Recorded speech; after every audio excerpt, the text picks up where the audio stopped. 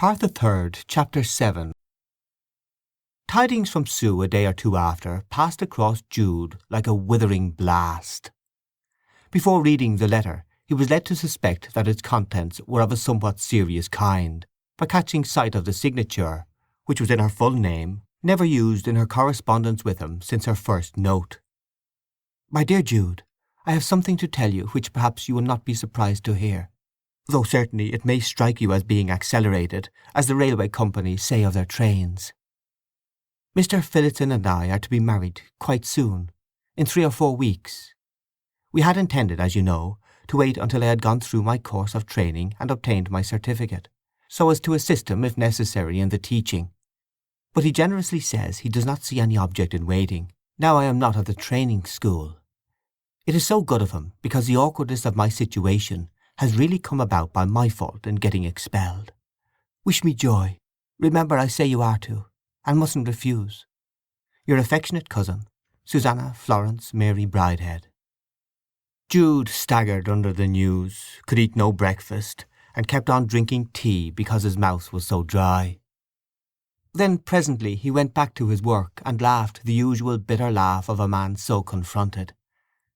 Everything seemed turning to satire, and yet what could the poor girl do, he asked himself, and felt worse than shedding tears. "Oh, Susanna Florence Mary," he said as he worked, "you don't know what marriage means." Could it be possible that his announcement of his own marriage had pricked her on to this, just as his visit to her when in liquor may have pricked her on to her engagement? To be sure, there seemed to exist these other and sufficient reasons, practical and social, for her decision, but Sue was not a very practical or calculating person, and he was compelled to think that a pique at having his secret sprung upon her had moved her to give way to Phillotson's probable representations, that the best course to prove how unfounded were the suspicions of the school authorities would be to marry him off-hand, as in fulfilment of an ordinary engagement. Sue had, in fact, been placed in an awkward corner. Poor Sue! He determined to play the Spartan, to make the best of it and support her, but he could not write the requested good wishes for a day or two. Meanwhile there came another note from his impatient little dear. "Jude, will you give me away? I have nobody else who could do it so conveniently as you, being the only married relation I have here on the spot, even if my father were friendly enough to be willing, which he isn't. I hope you won't think it a trouble. I have been looking at the marriage service in the prayer book, and it seems to me very humiliating that a giver away should be required at all.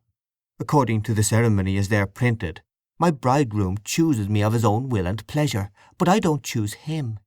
Somebody gives me to him, like a she-ass or a she-goat or any other domestic animal. Bless your exalted views of woman, O churchman! But I forget, I am no longer privileged to tease you. Ever, Susanna Florence Mary Bridehead.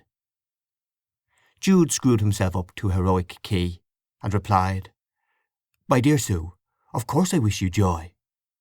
And also of course I will give you away. What I suggest is that, as you have no house of your own, you do not marry from your school friends, but from mine. It would be more proper, I think, since I am, as you say, the person nearest related to you in this part of the world. I don't see why you sign your letter in such a new and terribly formal way. Surely you care a bit about me still. Ever your affectionate Jude. What had jarred on him even more than the signature was a little sting he had been silent on, the phrase married relation. What an idiot it made him seem as her lover. If Sue had written that in satire he could hardly forgive her. If in suffering, that was another thing. His offer of his lodging must have commended itself to Phillotson at any rate, for the schoolmaster sent him a line of warm thanks accepting the convenience. Sue also thanked him. Jude immediately moved into more commodious quarters, as much to escape the espionage of the suspicious landlady who had been one cause of Sue's unpleasant experience, as for the sake of the room. Then Sue wrote to tell him the day fixed for the wedding, and Jude decided, after inquiry, that she should come into residence on the following Saturday, which would allow of a 10 days' stay in the city prior to the ceremony, sufficiently representing a nominal residence of 15. She arrived by the 10 o'clock train on the day aforesaid. Jude not going to meet her at the station by her special request. That he should not lose a morning's work and pay, she said, if this were her true reason. But so well by this time did he know Sue, that the remembrance of their mutual sensitiveness at emotional crises might, he thought, have weighed with her in this. When he came home to dinner, she had taken possession of her apartment. She lived in the same house with him, but on a different floor, and they saw each other little, an occasional supper being the only meal they took together, when Sue's manner was something like that of a scared child. What she felt he did not know. Their conversation was mechanical, though she did not look pale or ill. Phillotson came frequently, but mostly when Jude was absent. On the morning of the wedding, when Jude had given himself a holiday, Sue and her cousin had breakfast together for the first and last time during this curious interval, in his room, the parlour, which he had hired for the period of Sue's residence. Seeing as women do how helpless he was in making the place comfortable, she bustled about. "What's the matter, Jude?" she said suddenly. He was leaning with his elbows on the table and his chin on his hands, looking into a futurity which seemed to be sketched out on the tablecloth. "Oh, nothing." "You are father, you know. That's what they call the man who gives you away." Jude could have said Phillotson's age entitled him to be called that, but he would not annoy her by such a cheap retort. She talked incessantly, as if she dreaded his indulgence in reflection, and before the meal was over both he and she wished they had not put such confidence in their new view of things, and had taken breakfast apart. What oppressed Jude was the thought that, having done a wrong thing of this sort himself, he was aiding and abetting the woman he loved in doing a like wrong thing, instead of imploring and warning her against it. It was on his tongue to say, "You have quite made up your mind?" After breakfast they went out on an errand together, moved by a mutual thought that it was the last opportunity they would have of indulging in unceremonious companionship. By the irony of fate, and the curious trick in Sue's nature of tempting Providence at critical times, she took his arm as they walked through the muddy streets, a thing she had never done before in her life, and on turning the corner they found themselves close to a grey perpendicular church, with a low pitched roof, the church of St. Thomas. "That's the church," said Jude. "Where I am going to be married?" "Yes." "Indeed!" she exclaimed with curiosity. "How I should like to go in and see what the spot is like where I am so soon to kneel and do it." Again he said to himself, "She does not realize what marriage means." He passively acquiesced in her wish to go in, and they entered by the western door. The only person inside the gloomy building was a charwoman cleaning. Sue still held Jude's arm, almost as if she loved him. Cruelly sweet indeed she had been to him that morning, but his thoughts of a penance in store for her were tempered by an ache. "I can find no way how a blow should fall, such as falls on men, nor prove too much for your womanhood." They strolled undemonstratively up the nave towards the altar railing, which they stood against in silence, turning then and walking down the nave again, her hand still on his arm, precisely like a couple just married. The too suggestive incident, entirely of her making, nearly broke down Jude. "I like to do things like this," she said in the delicate voice of an epicure in emotions, which left no doubt that she spoke the truth. "I know you do," said Jude. "They are interesting, because they have probably never been done before. I shall walk down the church like this with my husband in about 2 hours, shan't I?" "No doubt you will." "Was it like this when you were married?" "Good God, Sue, don't be so awfully merciless. There, dear one, I didn't mean it." "Ah, you are vexed," she said regretfully, as she blinked away an excess of eye moisture. "And I promised never to vex you. I suppose I ought not to have asked you to bring me in here. Oh, I oughtn't. I see it now. My curiosity to hunt up a new sensation always leads me into these scrapes. Forgive me. You will, won't you, Jude?" The appeal was so remorseful that Jude's eyes were even wetter than hers as he pressed her hand for yes. "Now we'll hurry away, and I won't do it any more," she continued humbly, and they came out of the building, Sue intending to go to the station to meet Phillotson. But the first person they encountered on entering the main street was the schoolmaster himself, whose train had arrived sooner than Sue expected. There was nothing really to demur to in her leaning on Jude's arm, but she withdrew her hand, and Jude thought that Phillotson had looked surprised. "We have been doing such a funny thing," said she, smiling candidly. "We have been to the church, rehearsing as it were. Haven't we, Jude?" "How?" said Phillotson curiously. Jude inwardly deplored what he thought to be unnecessary frankness, but she had gone too far not to explain all, which she accordingly did, telling how they had marched up to the altar. Seeing how puzzled Phillotson seemed, Jude said as cheerfully as he could, "I am going to buy her another little present. Will you both come to the shop with me?" "No," said Sue. "I'll go on to the house with him." And requesting her lover not to be a long time, she departed with the schoolmaster. Jude soon joined them at his rooms, and shortly after they prepared for the ceremony. Phillotson's hair was brushed to a painful extent, and his shirt collar appeared stiffer than it had been for the previous 20 years. Beyond this he looked dignified and thoughtful, and altogether a man of whom it was not unsafe to predict that he would make a kind and considerate husband. That he adored Sue was obvious, and she could almost be seen to feel that she was undeserving his adoration. Although the distance was so short, he had hired a fly from the Red Lion, and 6 or 7 women and children had gathered by the door when they came out. The schoolmaster and Sue were unknown, though Jude was getting to be recognized as a citizen, and the couple were judged to be some relations of his from a distance, nobody supposing Sue to have been a recent pupil at the training school. In the carriage Jude took from his pocket his extra little wedding present, which turned out to be 2 or 3 yards of white tulle, which he threw over her bonnet and all as a veil. "It looks so odd over a bonnet," she said. "I'll take the bonnet off." "Oh, no. Let it stay," said Phillotson, and she obeyed. When they had passed up the church and were standing in their places, Jude found that the antecedent visit had certainly taken off the edge of this performance, but by the time they were halfway on with the service he wished from his heart that he had not undertaken the business of giving her away. How could Sue have had the temerity to ask him to do it? A cruelty possibly to herself as well as to him. Women were different from men in such matters. Was it that they were, instead of more sensitive, as reputed, more callous and less romantic, or were they more heroic?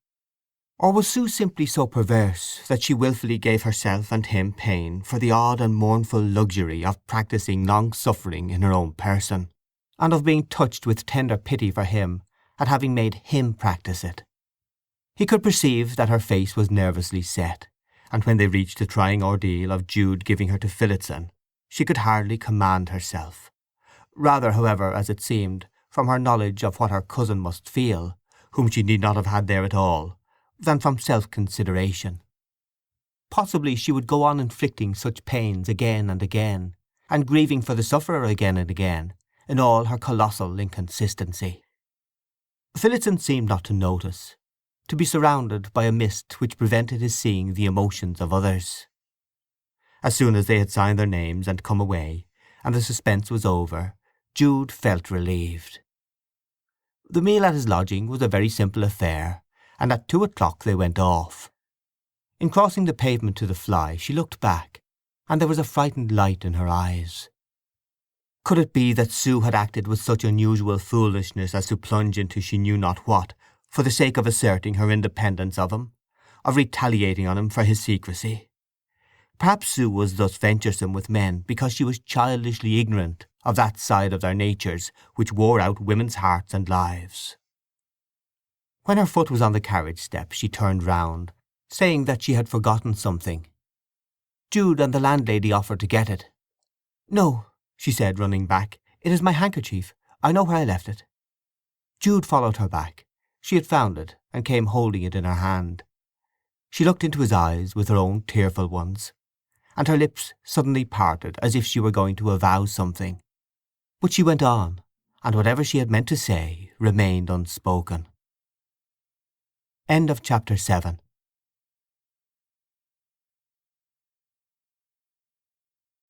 Part the 3rd, Chapter 8. Jude wondered if she really had left her handkerchief behind, or whether it were that she had miserably wished to tell him of a love that at the last moment she could not bring herself to express. He could not stay in his silent lodging when they were gone, and fearing that he might be tempted to drown his misery in alcohol, he went upstairs, changed his dark clothes for his white, his thin boots for his thick, and proceeded to his customary work for the afternoon. But in the cathedral he seemed to hear a voice behind him, and to be possessed with an idea that she would come back. She could not possibly go home with Phillotson, he fancied. The feeling grew and stirred. The moment that the clock struck the last of his working hours, he threw down his tools and rushed homeward. "Has anybody been for me?" he asked. Nobody had been there. As he could claim the downstairs sitting-room till 12 o'clock that night, he sat in it all the evening, and even when the clock had struck 11, and the family had retired, he could not shake off the feeling that she would come back and sleep in the little room adjoining his own, in which she had slept so many previous days. Her actions were always unpredictable. Why should she not come? Gladly would he have compounded for the denial of her as a sweetheart and wife by having her live thus as a fellow lodger and friend, even on the most distant terms. His supper still remained spread, and going to the front door and softly setting it open, he returned to the room and sat as watchers sit on old midsummer eves, expecting the phantom of the beloved. But she did not come. Having indulged in this wild hope, he went upstairs and looked out of the window, and pictured her through the evening journey to London, whither she and Phillotson had gone for their holiday, their rattling along through the damp night to their hotel, under the same sky of ribbed cloud as that he beheld, through which the moon showed its position rather than its shape, and one or two of the larger stars made themselves visible as faint nebulae only. It was a new beginning of Sue's history. He projected his mind into the future, and saw her with children more or less in her own likeness around her. But the consolation of regarding them as a continuation of her identity was denied to him, as to all such dreamers, by the wilfulness of nature in not allowing issue from one parent alone. Every desired renewal of an existence is debased by being half alloy. If at the estrangement or death of my lost love I could go and see her child, hers solely, there would be comfort in it, said Jude. And then he again uneasily saw, as he had latterly seen with more and more frequency, the scorn of nature for man's finer emotions, and her lack of interest for his aspirations. The oppressive strength of his affection for Sue showed itself on the morrow and following days yet more clearly. He could no longer endure the light of the Melchester lamps. The sunshine was as drab paint, and the blue sky as zinc. Then he received news that his old aunt was dangerously ill at Marygreen, which intelligence almost coincided with a letter from his former employer at Christminster, who offered him permanent work of a good class if he would come back. The letters were almost a relief to him. He started to visit Aunt Drusilla, and resolved to go onward to Christminster to see what worth there might be in the builder's offer. Jude found his aunt even worse than the communication from the widow Edlin had led him to expect. There was every possibility of her lingering on for weeks or months, though little likelihood. He wrote to Sue informing her of the state of her aunt, and suggesting that she might like to see her aged relative alive. He would meet her at Alfredston Road the following evening, Monday, on his way back from Christminster, if she could come by the up train which crossed his down train at the station. Next morning, according, he went on to Christminster, intending to return to Alfredston soon enough to keep the suggested appointment with Sue. The city of learning wore an estranged look, and he had lost all feeling for its associations. Yet, as the sun made vivid lights and shades of the mullioned architecture of the facades, and drew patterns of the crinkled battlements on the young turf of the quadrangles, Jude thought he had never seen the place look more beautiful. He came to the street in which he had first beheld Sue. The chair she had occupied when, leaning over her ecclesiastical scrolls, a hog-hair brush in her hand, her girlish figure had arrested the gaze of his inquiring eyes, stood precisely in its former spot, empty. It was as if she were dead, and nobody had been found capable of succeeding her in that artistic pursuit. Hers was now the city phantom, while those of the intellectual and devotional worthies who had once moved him to emotion were no longer able to assert their presence there. However, here he was, and in fulfilment of his intention he went on to his former lodging in Beersheba, near the ritualistic church of St. Silas. The old landlady who opened the door seemed glad to see him again, and bringing some lunch informed him that the builder who had employed him had called to inquire his address. Jude went on to the stone yard where he had worked, but the old sheds and bankers were distasteful to him. He felt it impossible to engage himself to return and stay in this place of vanished dreams. He longed for the hour of the homeward train to Alfredston, where he might probably meet Sue. Then, for one ghastly half-hour of depression caused by these scenes, there returned upon him that feeling which had been his undoing more than once, that he was not worth the trouble of being taken care of, either by himself or others. And during this half-hour he met Tinker Taylor, the bankrupt ecclesiastical ironmonger at Four Ways, who proposed that they should adjourn to a bar and drink together. They walked along the street till they stood before one of the great palpitating centres of Christminster life, the inn wherein he had formerly responded to the challenge to rehearse the creed in Latin, now a popular tavern with a spacious and inviting entrance, which gave admittance to a bar that had been entirely renovated and refitted in modern style since Jude's residence here. Tinker Taylor drank off his glass and departed, saying it was too stylish a place now for him to feel at home in, unless he was drunker than he had money to be just then. Jude was longer finishing his, and stood abstractedly silent in the, for the minute, almost empty place. The bar had been gutted and newly arranged throughout, mahogany fixtures having taken the place of the old painted ones, while at the back of the standing place there were stuffed sofa benches. The room was divided into compartments in the approved manner, between which were screens of ground glass in mahogany framing, to prevent topers in one compartment being put to the blush by the recognitions of those in the next. On the inside of the counter 2 barmaids leant over the white-handled beer engines and the row of little silvered taps inside, dripping into a pewter trough. Feeling tired and having nothing more to do till the train left, Jude sat down on one of the sofas. At the back of the barmaids rose bevel-edged mirrors, with glass shelves running along their front, on which stood precious liquids that Jude did not know the name of, in bottles of topaz, sapphire, ruby and amethyst.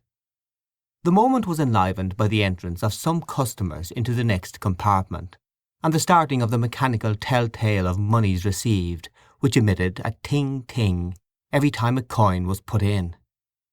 The barmaid attending to this compartment was invisible to Jude's direct glance, though a reflection of her back in the glass behind her was occasionally caught by his eyes. He had only observed this listlessly when she turned her face for a moment to the glass to set her hair tidy. Then he was amazed to discover that the face was Arabella's. If she had come on to his compartment she would have seen him, but she did not, this being presided over by the maiden on the other side.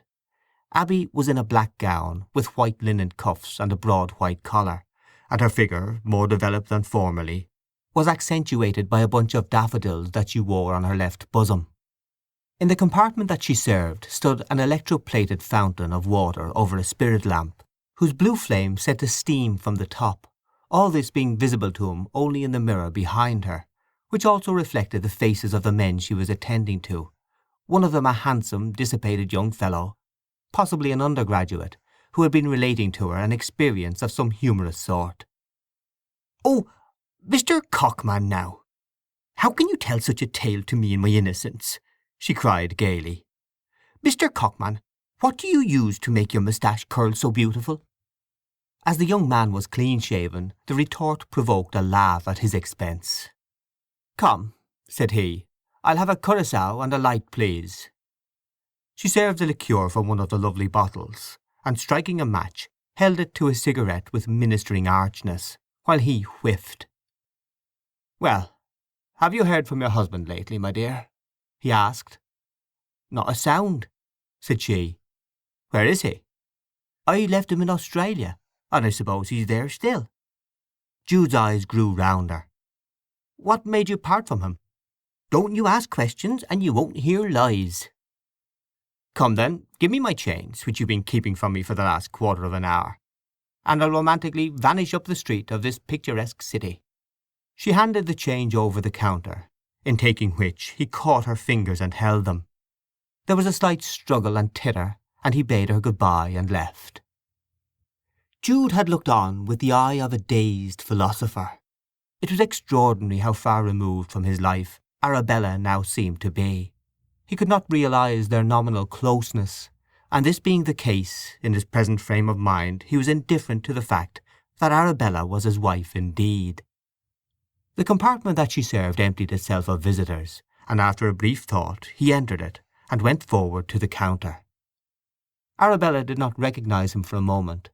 Then their glances met. She started, till a humorous impudence sparkled in her eyes, and she spoke. "Well, I'm blessed!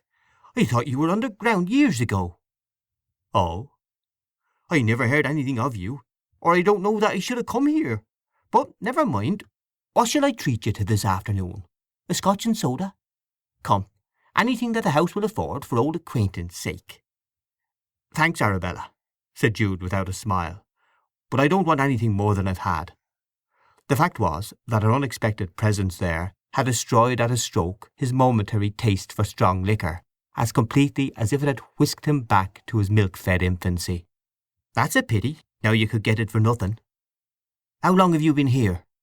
"About 6 weeks. I returned from Sydney 3 months ago. I always liked this business, you know." "I wonder you came to this place." "Well, as I say, I thought you were gone to glory, and being in London I saw the situation in an advertisement. Nobody was likely to know me here, even if I had minded, for I was never in Christminster in my growing up." "Why did you return from Australia?" "Oh, I had my reasons." "Then you are not a don yet?" "No." "Not even a reverend?" "No." "Nor so much as a rather reverend dissenting gentleman?" "I am as I was." "True, you look so." She idly allowed her fingers to rest on the pull of the beer engine as she inspected him critically. He observed that her hands were smaller and whiter than when he had lived with her, and that on the hand which pulled the engine she wore an ornamental ring set with what seemed to be real sapphires, which they were indeed, and were much admired as such by the young men who frequented the bar. "So you pass as having a living husband?" he continued. "Yes. I thought it might be awkward if I called myself a widow, as I should have liked." "True. I am known here a little." "I didn't mean on that account, for, as I said, I didn't expect you. It was for other reasons." "What were they?" "I don't care to go into them," she replied evasively. "I make a very good living, and I don't know that I want your company." Here a chappie with no chin and a moustache like a lady's eyebrow came and asked for a curiously compounded drink, and Arabella was obliged to go and attend to him. "We can't talk here," she said, stepping back a moment. "Can't you wait till 9? Say yes, and don't be a fool. I can get off duty 2 hours sooner than usual if I ask. I am not living in the house at present." He reflected and said gloomily, "I'll come back. I suppose we'd better arrange something." "Oh, bother arranging. I'm not going to arrange anything." "But I must know a thing or two, and, as you say, we can't talk here. Very well, I'll call for you." Depositing his unemptied glass, he went out and walked up and down the street. Here was a rude flounce into the pellucid sentimentality of his sad attachment to Sue. Though Arabella's word was absolutely untrustworthy, he thought there might be some truth in her implication that she had not wished to disturb him, and had really supposed him dead. However, there was only one thing now to be done, and that was to play a straightforward part, the law being the law, and the woman between whom and himself there was no more unity than between east and west, being in the eye of the church one person with him. Having to meet Arabella here, it was impossible to meet Sue at Alfredston as he had promised. At every thought of this a pang had gone through him, but the conjuncture could not be helped. Arabella was perhaps an intended intervention to punish him for his unauthorized love. Passing the evening, therefore, in a desultory waiting about the town wherein he avoided the precincts of every cloister and hall, because he could not bear to behold them, he repaired to the tavern bar, while the 101 strokes were resounding from the great bell of Cardinal College, a coincidence which seemed to him gratuitous irony. The inn was now brilliantly lighted up, and the scene was altogether more brisk and gay. The faces of the barmaidens had risen in colour, each having a pink flush on her cheek. Their manners were still more vivacious than before, more abandoned, more excited, more sensuous, and they expressed their sentiments and desires less euphemistically, laughing in a lackadaisical tone without reserve. The bar had been crowded with men of all sorts during the previous hour, and he had heard from without the hubbub of their voices. But the customers were fewer at last. He nodded to Arabella, and told her that she would find him outside the door when she came away. "But you must have something with me first," she said with great good humour. "Just an early nightcap. I always do. Then you can go out and wait a minute, as it is best we should not be seen going together." She drew a couple of liqueur glasses of brandy, and though she had evidently from her countenance already taken in enough alcohol, either by drinking or, more probably, from the atmosphere she had breathed for so many hours, she finished hers quickly. He also drank his, and went outside the house. In a few minutes she came, in a thick jacket and a hat with a black feather. "I live quite near," she said, taking his arm, "and can let myself in by a latch-key at any time. What arrangement do you want to come to?" "Oh, none in particular," he answered, thoroughly sick and tired, his thoughts again reverting to Alfredston and the train he did not go by, the probable disappointment of Sue that he was not there when she arrived, and the missed pleasure of her company on the long and lonely climb by starlight up the hills to Marygreen. "I ought to have gone back, really. My aunt is on her deathbed, I fear. I'll go over with you tomorrow morning. I think I could get a day off." There was something particularly uncongenial in the idea of Arabella, who had no more sympathy than a tigress with his relations or him, coming to the bedside of his dying aunt and meeting Sue. Yet he said, "Of course, if you would like to, you can." "Well, that we'll consider. Now, until we have come to some agreement, it is awkward our being together here where you are known and I am getting known, though without any suspicion that I have anything to do with you. As we are going towards the station, suppose we take the 9:40 train to Aldbrickham. We shall be there in a little more than half an hour, and nobody will know us for one night, and we shall be quite free to act as we choose till we have made up our minds whether we'll make anything public or not." "As you like." "Then wait till I get 2 or 3 things. This is my lodging. Sometimes when late I sleep in the hotel where I am engaged, so nobody will think anything of my staying out." She speedily returned, and they went on to the railway and made the half-hour's journey to Aldbrickham, where they entered a third-rate inn near the station in time for a late supper. End of chapter 8.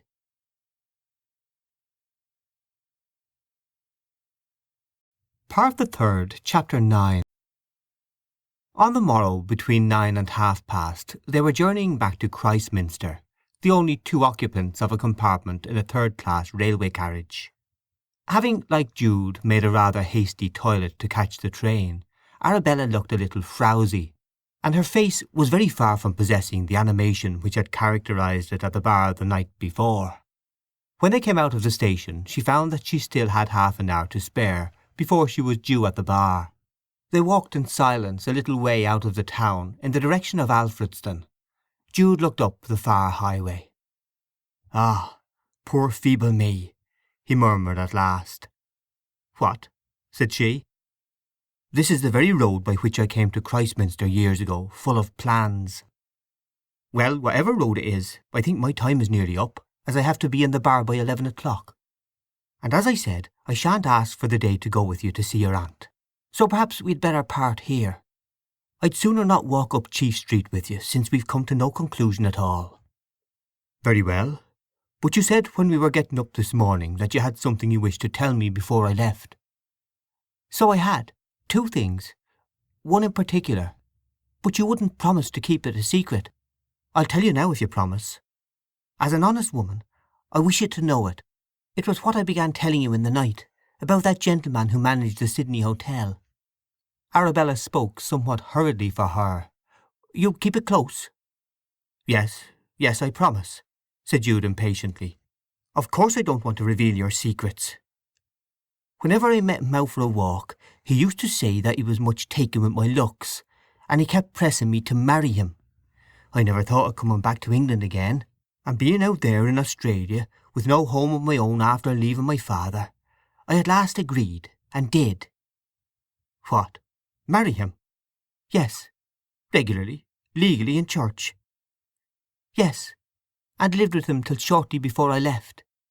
It was stupid, I know, but I did. There, now I've told you. Don't round upon me. He talks of coming back to England, poor old chap, but if he does, he won't be likely to find me." Jude stood pale and fixed. "Why the devil didn't you tell me last night?" he said. "Well, I didn't. Won't you make it up with me, then? So, in talking of your husband to the bar gentleman, you meant him, of course, not me?" "Of course. Come, don't fuss about it."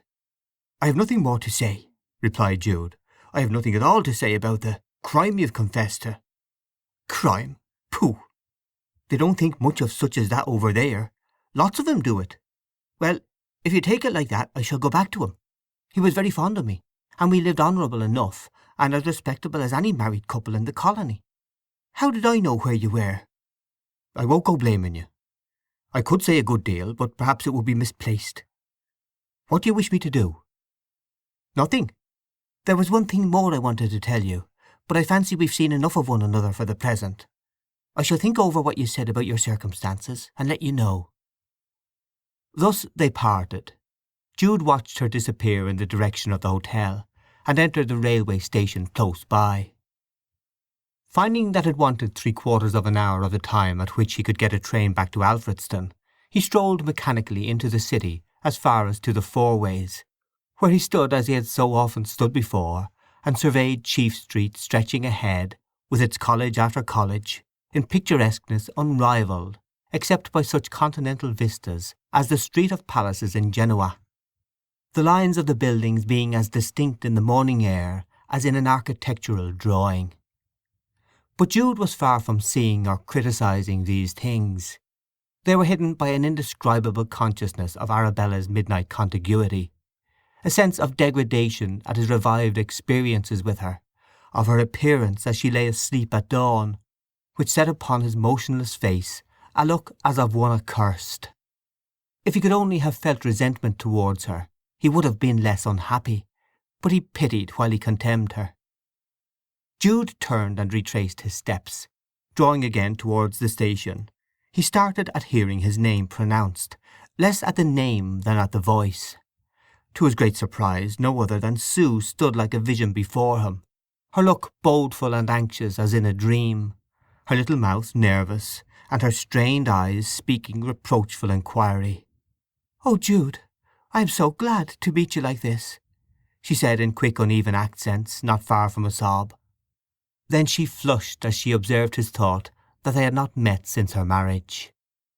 They looked away from each other to hide their emotion, took each other's hand without further speech, and went on together a while, till she glanced at him with furtive solicitude. "I arrived at Alfredston station last night, as you asked me to, and there was nobody to meet me. But I reached Mary Green alone, and they told me Aunt was a trifle better. I sat up with her, and as you did not come all night, I was frightened about you. I thought that perhaps, when you found yourself back in the old city, you were upset at thinking I was married, and not there as I used to be, and that you had nobody to speak to. So you had tried to drown your gloom, as you did that former time when you were disappointed about entering as a student, and had forgotten your promise to me that you never would again. And this, I thought, was why you hadn't come to meet me. And you came to hunt me up and deliver me, like a good angel. I thought I would come by the morning train and try to find you, in case… I did think of my promise to you, dear, continually. I shall never break out again as I did, I am sure. I may have been doing nothing better, but I was not doing that. I loathe the thought of it." "I am glad your staying had nothing to do with that. But," she said, the faintest pout entering into her tone, "you didn't come back last night to meet me, as you engaged to." "I didn't, I am sorry to say. I had an appointment at 9 o'clock, too late for me to catch the train that would have met yours, or to get me home at all." Looking at his loved one as she appeared to him now, in his tender thought the sweetest and most disinterested comrade that he had ever had, living largely in vivid imaginings, so ethereal a creature that her spirit could be seen trembling through her limbs, he felt heartily ashamed of his earthliness in spending the hours he had spent in Arabella's company. There was something rude and immoral in thrusting these recent facts of his life upon the mind of one who, to him, was so incarnate as to seem at times impossible as a human wife to any average man. And yet she was Phillotson's. How she had become such, how she lived as such, passed his comprehension as he regarded her today. "You'll go back with me," he said. "There's a train just now. I wonder how my aunt is by this time. And so, Sue, you really came on my account all this way? At what an early time you must have started, poor thing!" "Yes. Sitting up and watching alone made me all nerves for you, and instead of going to bed, when it got light, I started. And now you won't frighten me like this again about your morals for nothing." He was not so sure that she had been frightened about his morals for nothing.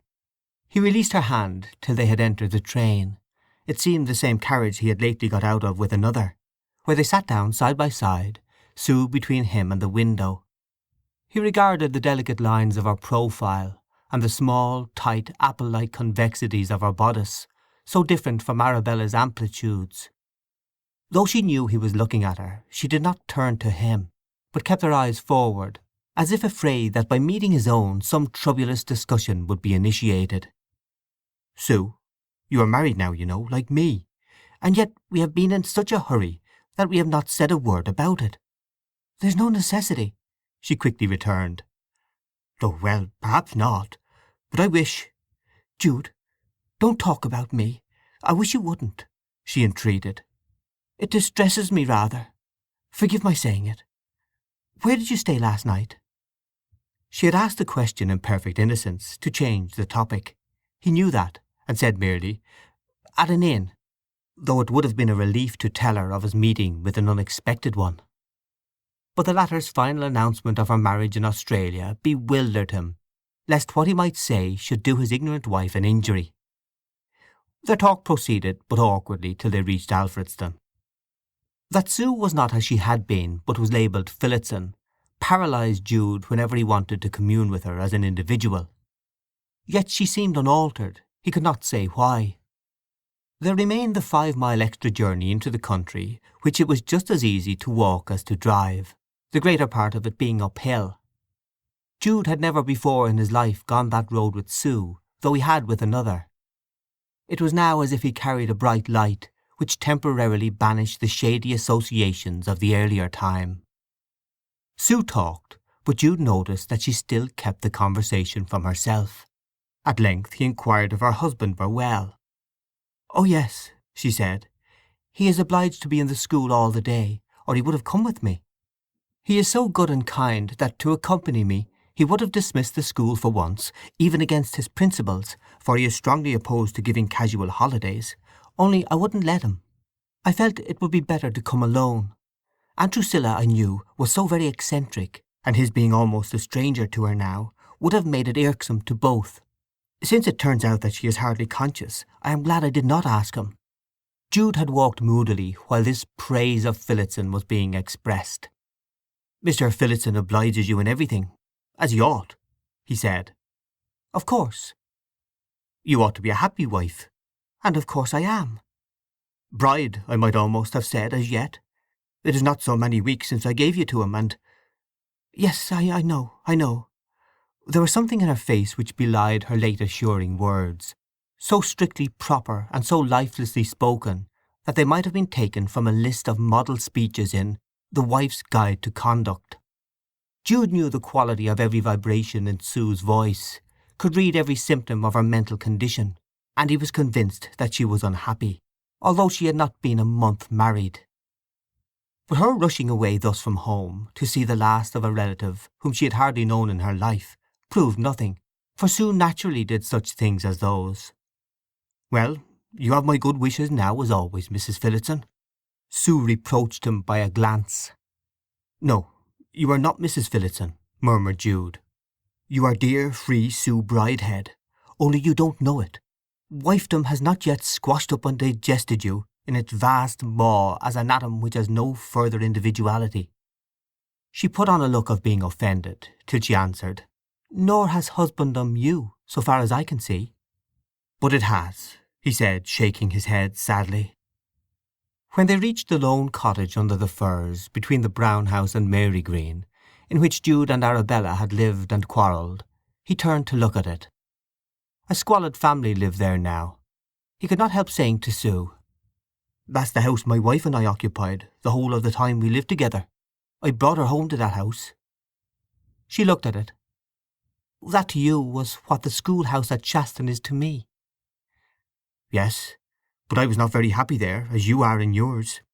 She closed her lips in retortive silence, and they walked some way till she glanced at him to see how he was taking it. "Of course, I may have exaggerated your happiness. One never knows," he continued blandly. "Don't think that, Jude, for a moment, even though you may have said it to sting me. He's as good a man to me as a man can be, and gives me perfect liberty, which elderly husbands don't do in general. If you think I am not happy because he's too old for me, you are wrong." "I don't think anything against him. To you, dear." "And you won't say things to distress me, will you?" "I will not." He said no more, but he knew that from some cause or other, in taking Phillotson as a husband, Sue felt that she had done what she ought not to have done. They plunged into the concave field, on the other side of which rose the village, the field wherein Jude had received a thrashing from the farmer many years earlier. On ascending to the village and approaching the house, they found Mrs. Edlin standing at the door, who at sight of them lifted her hands deprecatingly. "She's downstairs, if you'll believe me," cried the widow. "Out of bed she got, and nothing could turn her. What will come of it, I don't know." On entering, there indeed by the fireplace sat the old woman, wrapped in blankets and turning upon them a countenance like that of Sebastiano's Lazarus. They must have looked their amazement, for she said in a hollow voice, "Ah, scared thee, have I? I wasn't going to bide up there no longer to please nobody. 'Tis more than flesh and blood can bear, to be ordered to do this and that by a feller that don't know half as well as you do yourself. Ah, you'll rue this marrying as well as he," she added, turning to Sue. "All our family do, and nearly all everybody else's. You should have done as I did, you simpleton. And Phillotson, the schoolmaster of all men, what made he marry him?" "What makes most women marry, aunt?" "Ah, you mean to say you love the man?" "I don't mean to say anything definite." "Do you love him?" "Don't ask me, aunt." "I can mind the man very well. A very civil, honourable liver. But, Lord, I don't want to wound your feelings, but there be certain men here and there that no woman of any niceness can stomach. I should have said he was one. I don't say so now, since you must have known better than I. But that's what I should have said." Sue jumped up and went out. Jude followed her and found her in the outhouse, crying. "Don't cry, dear," said Jude in distress. "She means well, but she's very crusty and queer now, you know." "Oh, no, it isn't that," said Sue, trying to dry her eyes. "I don't mind her roughness one bit." "What is it, then?" "It is that what she says is true." "God! What? You don't like him?" asked Jude. I don't mean that," she said hastily. "That perhaps I ought not to have married." He wondered if she really had been going to say that at first. They went back, and the subject was smoothed over, and her aunt took rather kindly to Sue, telling her that not many young women newly married would have come so far to see a sick old crone like her. In the afternoon Sue prepared to depart, Jude hiring a neighbour to drive her to Alfredston. "I'll go with you to the station if you like," he said. She would not let him. The man came round with the trap, and Jude helped her into it, perhaps with unnecessary attention, for she looked at him prohibitively. "I suppose I may come to see you some day when I am back again at Melchester?"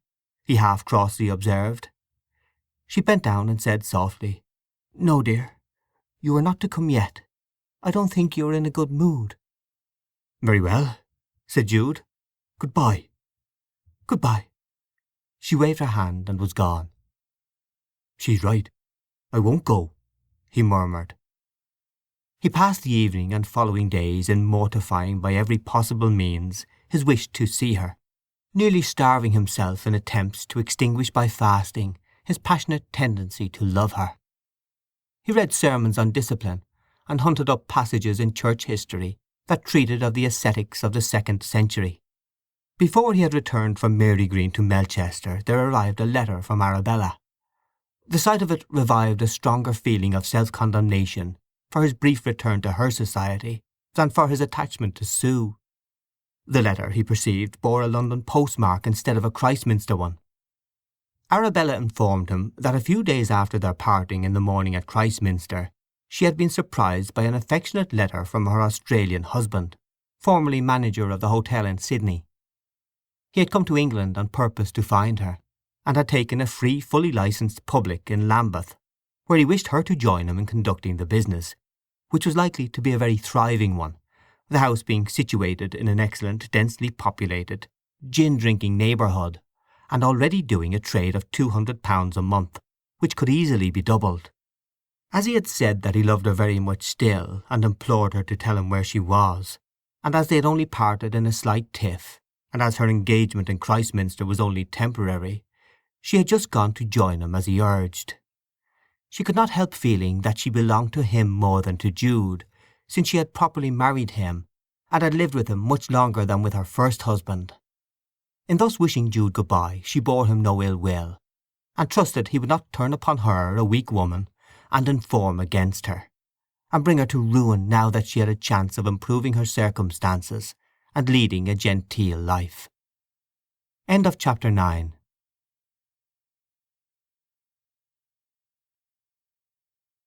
Part the 3rd, Chapter 10. Jude returned to Melchester, which had the questionable recommendation of being only 12.5 miles from his Sue's now permanent residence. At first he felt that this nearness was a distinct reason for not going southward at all, but Christminster was too sad a place to bear, while the proximity of Shaston to Melchester might afford him the glory of worsting the enemy in a close engagement, such as was deliberately sought by the priests and virgins of the early church, who, disdaining an ignominious flight from temptation, became even chamber partners with impunity. Jude did not pause to remember that, in the laconic words of the historian, insulted nature sometimes vindicated her rights in such circumstances. He now returned with feverish desperation to his study for the priesthood, in the recognition that the single-mindedness of his aims and his fidelity to the cause had been more than questionable of late. His passion for Sue troubled his soul, yet his lawful abandonment to the society of Arabella for 12 hours seemed instinctively a worse thing, even though she had not told him of her Sydney husband till afterwards. He had, he verily believed, overcome all tendency to fly to liquor, which, indeed, he had never done from taste, but merely as an escape from intolerable misery of mind. Yet he perceived with despondency that, taken all round, he was a man of too many passions to make a good clergyman. The utmost he could hope for was, that in a life of constant internal warfare between flesh and spirit, the former might not always be victorious. As a hobby, auxiliary to his readings in divinity, he developed his slight skill in church music and thorough bass, till he could join in part singing from notation with some accuracy. A mile or two from Melchester there was a restored village church, to which Jude had originally gone to fix the new columns and capitals. By this means he had become acquainted with the organist, and the ultimate result was that he joined the choir as a bass voice. He walked out to this parish twice every Sunday, and sometimes in the week. One evening, about Easter, the choir met for practice, and a new hymn which Jude had heard of as being by a Wessex composer was to be tried and prepared for the following week. It turned out to be a strangely emotional composition. As they all sang it over and over again, its harmonies grew upon Jude, and moved him exceedingly. When they had finished he went round to the organist to make inquiries. The score was in manuscript, the name of the composer being at the head, together with the title of the hymn, The Foot of the Cross. "Yes," said the organist. "He is a local man. He is a professional musician at Kennetbridge, between here and Christminster. The vicar knows him. He was brought up and educated in Christminster traditions, which accounts for the quality of the piece. I think he plays in a large church there, and has a surpliced choir. He comes to Melchester sometimes, and once tried to get the cathedral organ when the post was vacant. The hymn is getting about everywhere this Easter." As he walked humming the air on his way home, Jude fell to musing on its composer and the reasons why he composed it. What a man of sympathies he must be! Perplexed and harassed as he himself was about Sue and Arabella, and troubled as was his conscience by the complication of his position, how he would like to know that man. "He of all men would understand my difficulties," said the impulsive Jude. If there were any person in the world to choose as a confidant, this composer would be the one, for he must have suffered and throbbed and yearned. In brief, ill as he could afford the time and money for the journey, Fawley resolved, like the child that he was, to go to Kennetbridge the very next Sunday. He duly started, early in the morning, for it was only by a series of crooked railways that he could get to the town. About midday he reached it, and crossing the bridge into the quaint old borough, he inquired for the house of the composer. They told him it was the red brick building some little way further on. Also that the gentleman himself had just passed along the street not 5 minutes before. "Which way?" asked Jude with alacrity. "Straight along homeward from church." Jude hastened on, and soon had the pleasure of observing a man in a black coat and a black slouched felt hat no considerable distance ahead. Stretching out his legs yet more widely, he stalked after. "A hungry soul in pursuit of a full soul," he said. "I must speak to that man." He could not, however, overtake the musician before he had entered his own house, and then arose the question if this were an expedient time to call. Whether or not, he decided to do so there and then, now that he had got there, the distance home being too great for him to wait till late in the afternoon. This man of soul would understand scant ceremony, and might be quite a perfect adviser in a case in which an earthly and illegitimate passion had cunningly obtained entrance into his heart through the opening afforded for religion. Jude accordingly rang the bell, and was admitted. The musician came to him in a moment, and being respectably dressed, good-looking, and frank in manner, Jude obtained a favourable reception. He was, nevertheless, conscious that there would be a certain awkwardness in explaining his errand. "I have been singing in the choir of a little church near Melchester," he said, "and we have this week practised the Foot of the Cross, which I understand, sir, that you composed." "I did, a year or so ago." "I like it. I think it's supremely beautiful." "Oh well, other people have said so too."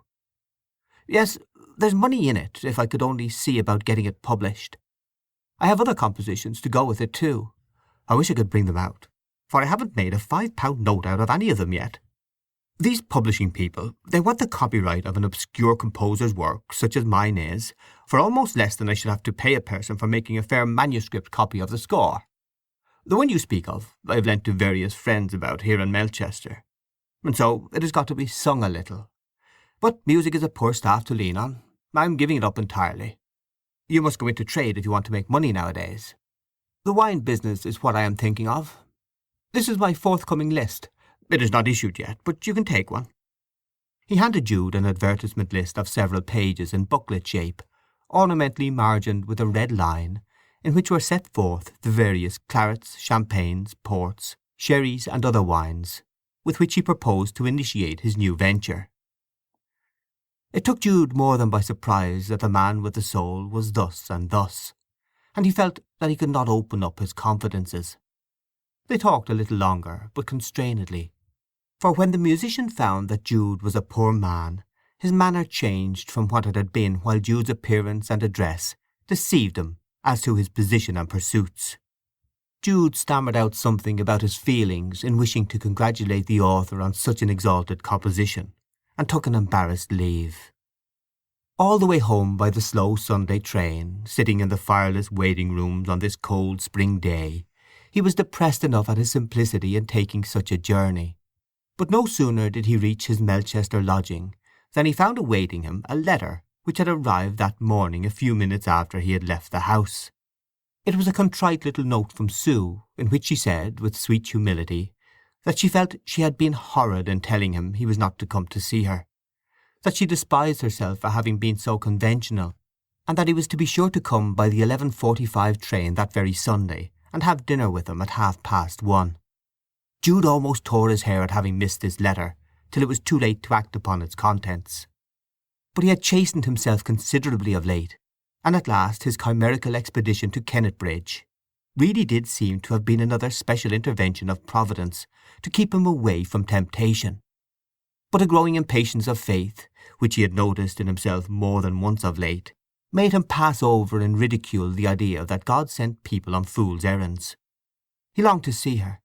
He was angry at having missed her, and he wrote instantly, telling her what had happened, and saying he had not enough patience to wait till the following Sunday, but would come any day in the week that she liked to name.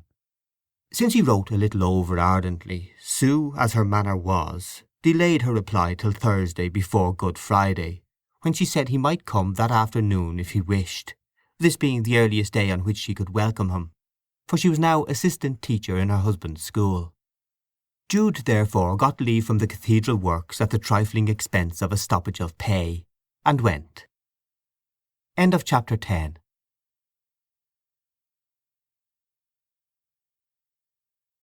Part the 4th, Chapter 1. At Shaston. Whoso prefers either matrimony or other ordinance before the good of man and the plain exigence of charity, let him profess Papist or Protestant or what he will, he is no better than a Pharisee. John Milton. Chapter 1. Shaston, the ancient British Palador, from whose foundation first such strange reports arise as Drayton sang it, was and is, in itself, the city of a dream. Vague imaginings of its castle, its 3 mints, its magnificent apsidal abbey, the chief glory of South Wessex, its 12 churches, its shrines, chantries, hospitals, its gabled freestone mansions, all now ruthlessly swept away, throw the visitor, even against his will, into a pensive melancholy, which the stimulating atmosphere and limitless landscape around him can scarcely dispel. The spot was the burial place of a king and queen, of abbots and abbesses, saints and bishops, knights and squires. The bones of King Edward the Martyr, carefully removed hither for holy preservation, brought Shaston a renown which made it the resort of pilgrims from every part of Europe, and enabled it to maintain a reputation extending far beyond English shores.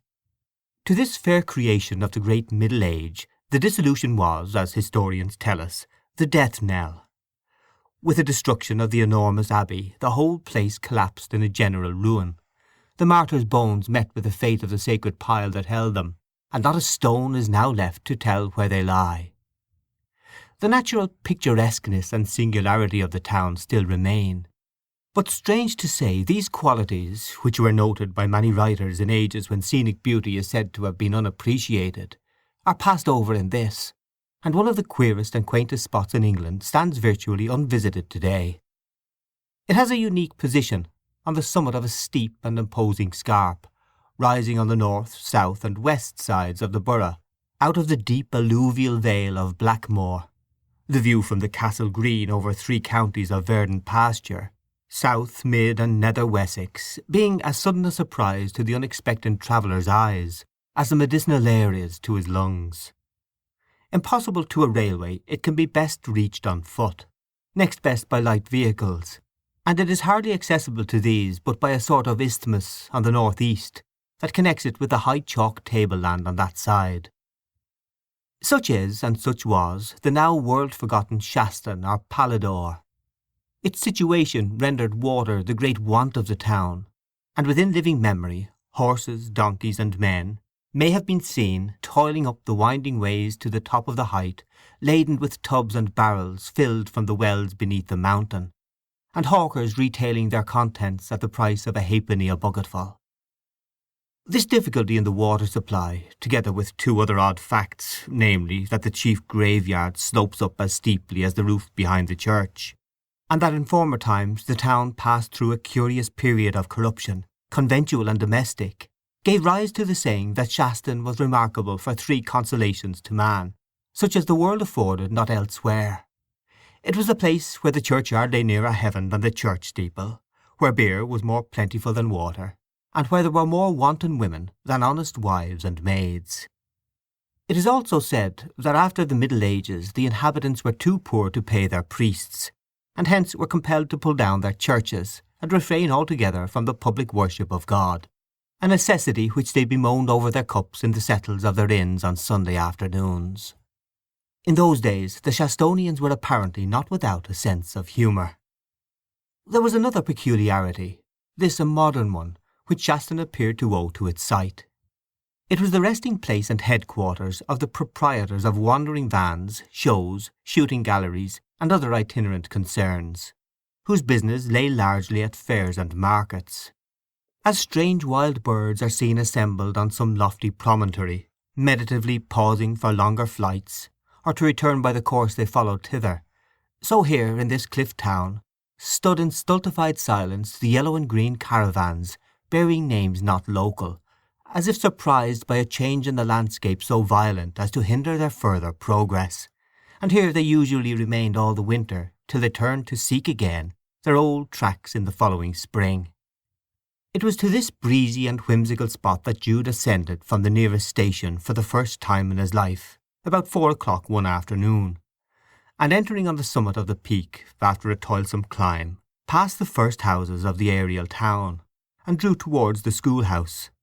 The hour was too early, the pupils were still in school, humming small like a swarm of gnats, and he withdrew a few steps along Abbey Walk, whence he regarded the spot which fate had made the home of all he loved best in the world. In front of the schools, which were extensive and stone-built, grew 2 enormous beeches with smooth mouse-coloured trunks, as such trees will only grow on chalk uplands. Within the mullioned and transomed windows he could see the black, brown and flaxen crowns of the scholars over the sills, and to pass the time away he walked down to the level terrace where the Abbey gardens had once spread, his heart throbbing in spite of him. Unwilling to enter till the children were dismissed, he remained here till young voices could be heard in the open air, and girls in white pinafores over red and blue frocks appeared dancing along the paths which the abbess, prioress, sub-prioress, and 50 nuns had demurely paced 3 centuries earlier.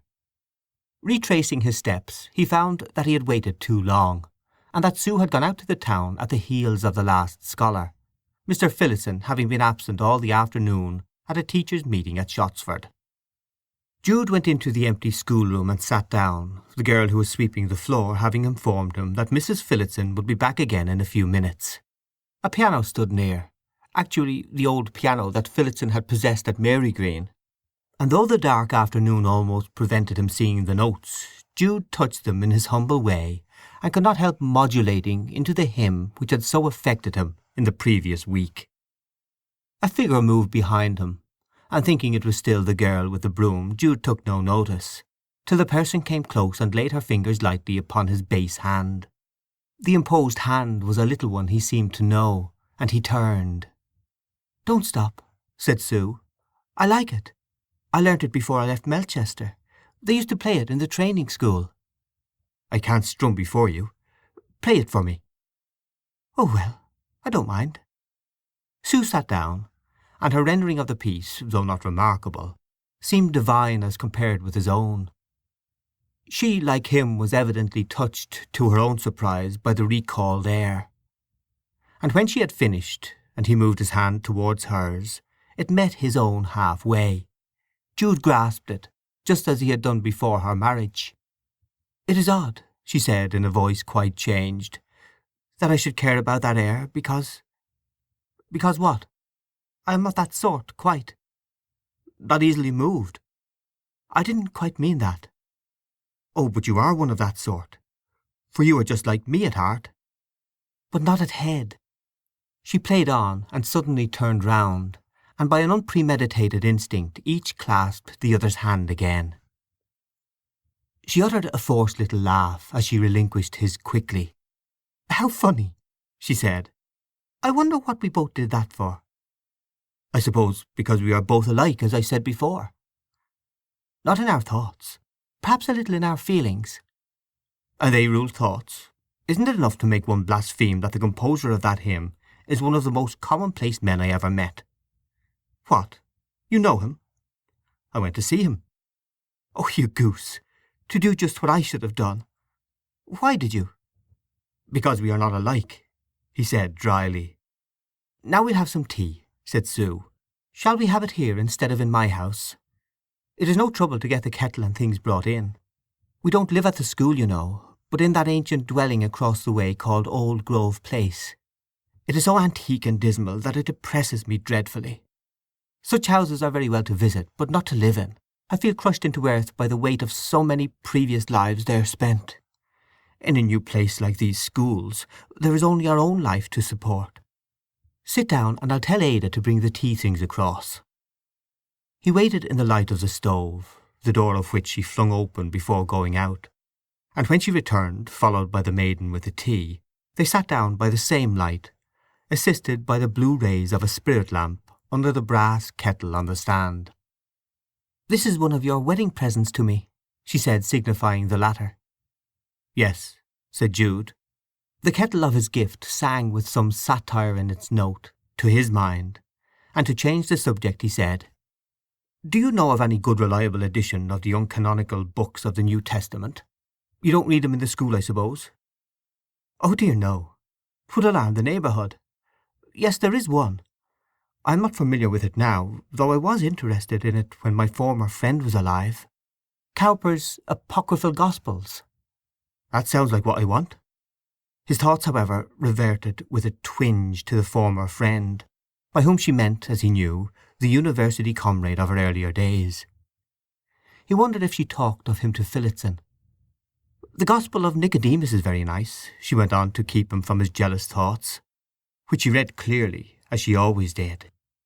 Indeed, when they talked on an indifferent subject, as now, there was ever a second silent conversation passing between their emotions, so perfect was the reciprocity between them. "It is quite like the genuine article, all cut up into verses too, so that it is like one of the other evangelists read in a dream, when things are the same yet not the same. But Jude, do you take an interest in those questions still?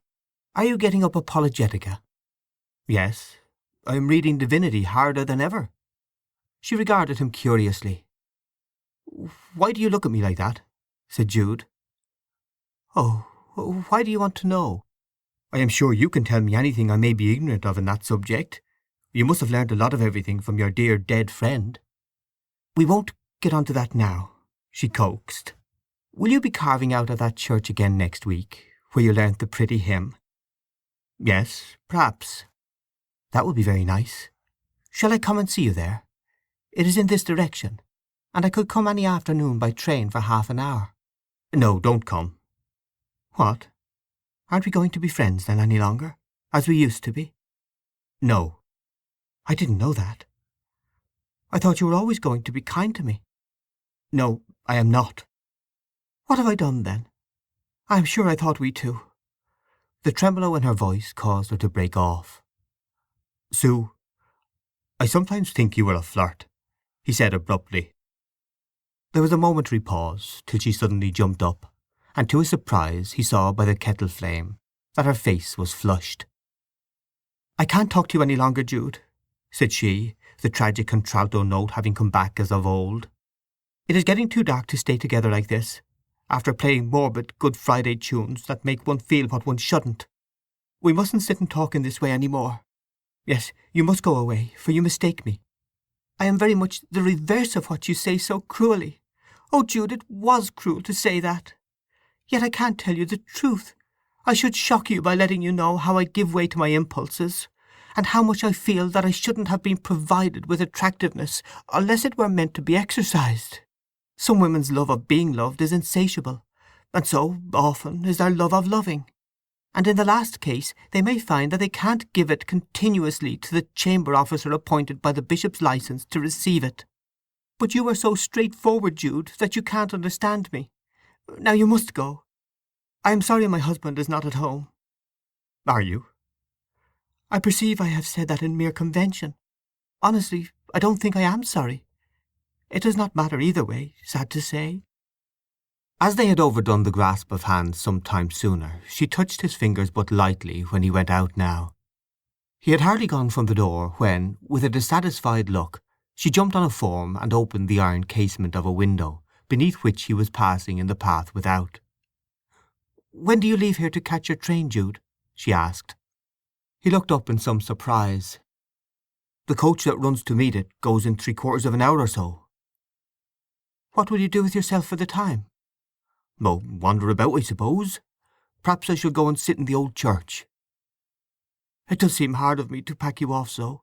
You have thought enough of churches, heaven knows, without going into one in the dark. Stay there." "Where?" "Where you are. I could talk to you better like this than when you were inside. It was so kind and tender of you to give up half a day's work to come to see me. You are Joseph the dreamer of dreams, dear Jude, a tragic Don Quixote. And sometimes you are Saint Stephen, who, while they were stoning him, could see heaven opened. Oh, my poor friend and comrade, you'll suffer yet." Now that the high window-sill was between them, so that he could not get at her, she seemed not to mind indulging in a frankness she had feared at close quarters. "I have been thinking," she continued, still in the tone of one brimful of feeling, "that the social moulds civilization fits us into have no more relation to our actual shapes than the conventional shapes of the constellations have to the real star patterns. I am called Mrs. Richard Phillotson, living a calm wedded life with my counterpart of that name. But I am not really Mrs. Richard Phillotson, but a woman tossed about all alone, with aberrant passions, and unaccountable antipathies. Now you mustn't wait any longer, or you will lose your coach. Come and see me again. You must come to the house then." "Yes," said Jude. "When shall it be?" "Tomorrow week. Goodbye. Goodbye." She stretched out her hand and stroked his forehead pitifully, just once.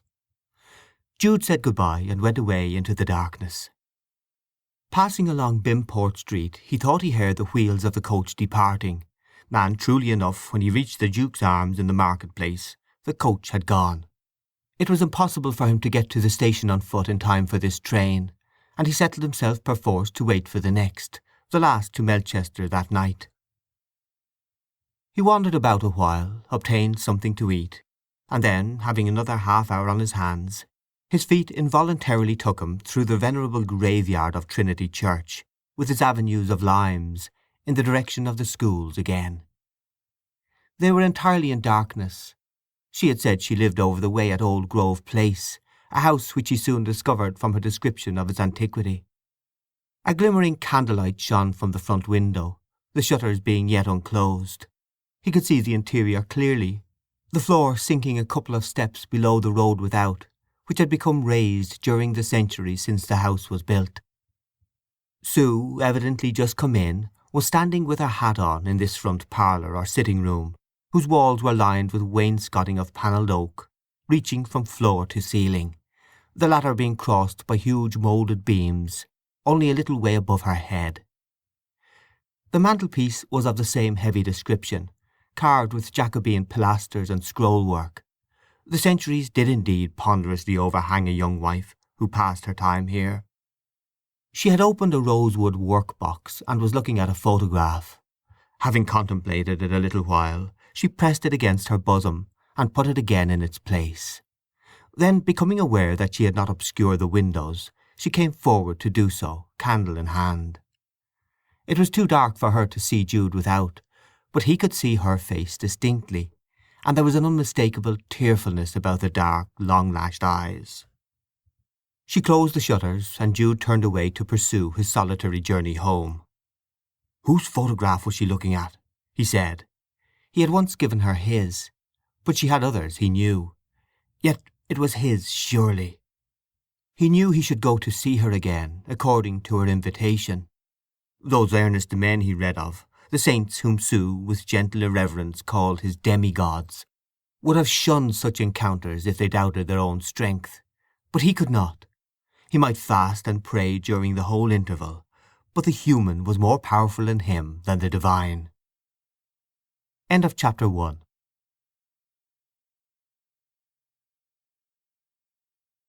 Part the 4th, chapter 2. However, if God disposed not, woman did. The next morning but one brought him this note from her. Don't come next week. On your own account, don't. We were too free, under the influence of that morbid hymn and the twilight. Think no more than you can help of Susanna Florence Mary. The disappointment was keen. He knew her mood, the look of her face when she subscribed herself at length thus. But whatever her mood, he could not say she was wrong in her view. He replied, I acquiesce. You are right. It is a lesson in renunciation which I suppose I ought to learn at this season. Jude. He dispatched the note on Easter Eve, and there seemed a finality in their decisions. But other forces and laws than theirs were in operation. On Easter Monday morning he received a message from the widow Edlin, whom he had directed to telegraph if anything serious happened. "Your aunt is sinking. Come at once." He threw down his tools and went. 3½ hours later he was crossing the downs at Marygreen, and presently plunged into the concave field, across which the short cut was made to the village. As he ascended on the other side, a labouring man, who had been watching his approach from a gate across the path, moved uneasily and prepared to speak. "I can see in his face that she is dead," said Jude. "Poor Aunt Drusilla." It was as he had supposed, and Mrs. Edlin had sent out the man to break the news to him. "She wouldn't have knowed 'ee. She lay like a doll with glass eyes, so it didn't matter that you wasn't here," said he. Jude went on to the house, and in the afternoon, when everything was done, and the layers out had finished their beer and gone, he sat down alone in the silent place. It was absolutely necessary to communicate with Sue, though 2 or 3 days earlier they had agreed to mutual severance. He wrote in the briefest terms: "Aunt Drusilla is dead, having been taken almost suddenly. The funeral is on Friday afternoon." He remained in and about Marygreen through the intervening days, went out on Friday morning to see that the grave was finished, and wondered if Sue would come. She had not written, and that seemed to signify rather that she would come than that she would not. Having timed her by the only possible train, he locked the door about midday and crossed the hollow field to the verge of the upland by the brown house, where he stood and looked over the vast prospect northwards, and over the nearer landscape in which Alfredston stood. 2 miles behind it a jet of white steam was travelling from the left to the right of the picture. There was a long time to wait, even now, till he would know if she had arrived.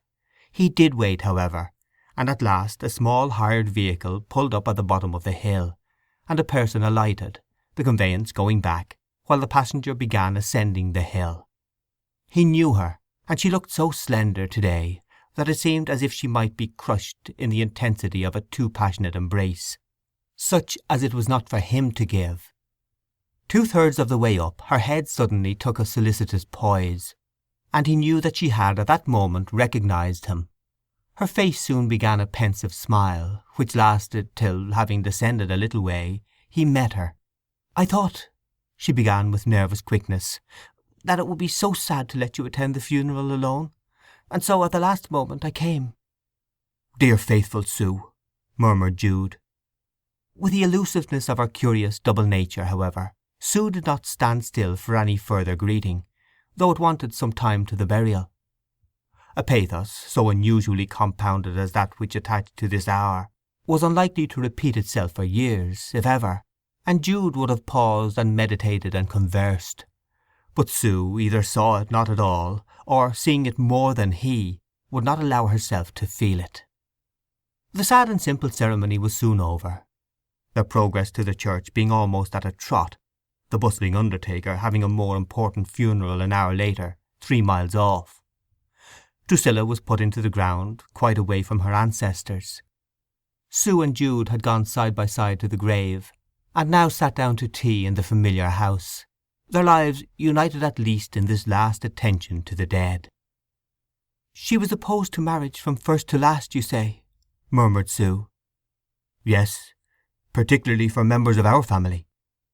Her eyes met his, and remained on him a while. "We are rather a sad family, don't you think, Jude?" "She said we made bad husbands and wives. Certainly we make unhappy ones. At all events I do, for one." Sue was silent.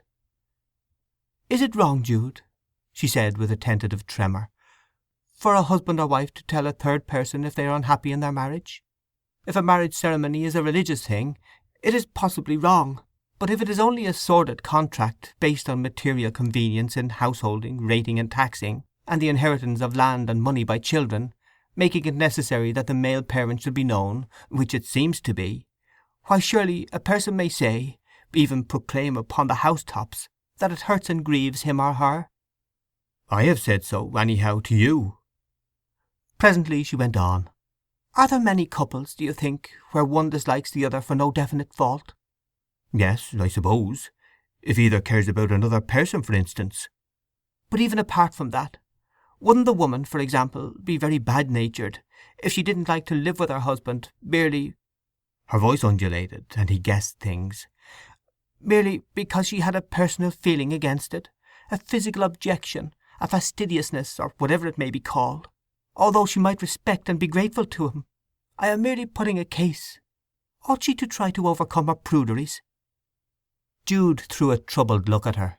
He said, looking away, "It would be just one of those cases in which my experiences go contrary to my dogmas. Speaking as an order-loving man, which I hope I am, though I fear I am not, I should say yes. Speaking from experience and unbiased nature, I should say no. Sue, I believe you are not happy." "Of course I am," she contradicted. "How can a woman be unhappy who has only been married 8 weeks to a man she chose freely?" "Chose freely?" "Why do you repeat it? But I have to go back by the 6 o'clock train. You will be staying on here, I suppose?" "For a few days to wind up Aunt's affairs. The house is gone now. Shall I go to the train with you?" A little laugh of objection came from Sue. "I think not. You may come part of the way." "But stop. You can't go tonight. That train won't take you to Shaston. You must stay and go back tomorrow. Mrs. Edlin has plenty of room if you don't like to stay here." "Very well," she said dubiously. "I didn't tell him I would come for certain." Jude went to the widow's house adjoining to let her know, and returning in a few minutes sat down again. "It is horrible how we are circumstanced, Sue, horrible," he said abruptly, with his eyes bent to the floor. "No. Why?" "I can't tell you all my part of the gloom. Your part is that you ought not to have married him. I saw it before you had done it, but I thought I mustn't interfere. I was wrong. I ought to have." "But what makes you assume all this, dear?" "Because I can see you through your feathers, my poor little bird." Her hand lay on the table, and Jude put his upon it. Sue drew hers away. "That's absurd, Sue!" he cried, "after what we've been talking about. I am more strict and formal than you, if it comes to that, and that you should object to such an innocent action shows that you are ridiculously inconsistent." "Perhaps it was too prudish," she said repentantly. "Only I have fancied it was a sort of trick of ours, too frequent perhaps. There, you may hold it as much as you like. Is that good of me?" "Yes, very." "But I must tell him." "Who?" "Richard." "Oh, of course, if you think it necessary. But as it means nothing, it may be bothering him needlessly." "Well, are you sure you mean it only as my cousin?" "Absolutely sure. I have no feelings of love left in me." "That's news. How has it come to be?" "I have seen Arabella." She winced at the hit, then said curiously, "When did you see her?"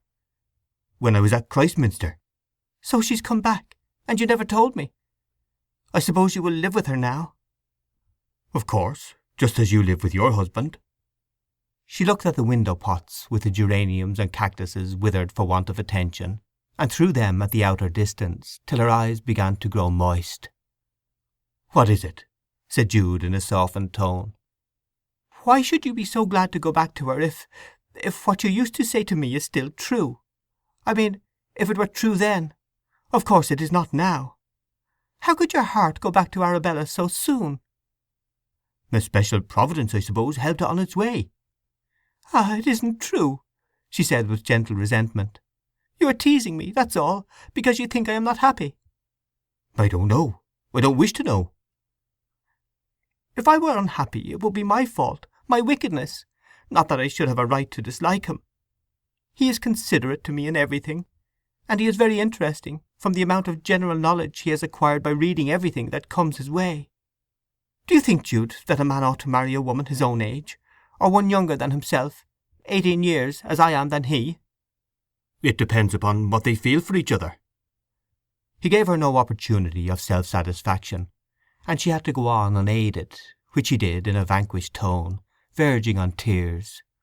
I think I must be equally honest with you as you have been with me. Perhaps you have seen what it is I want to say.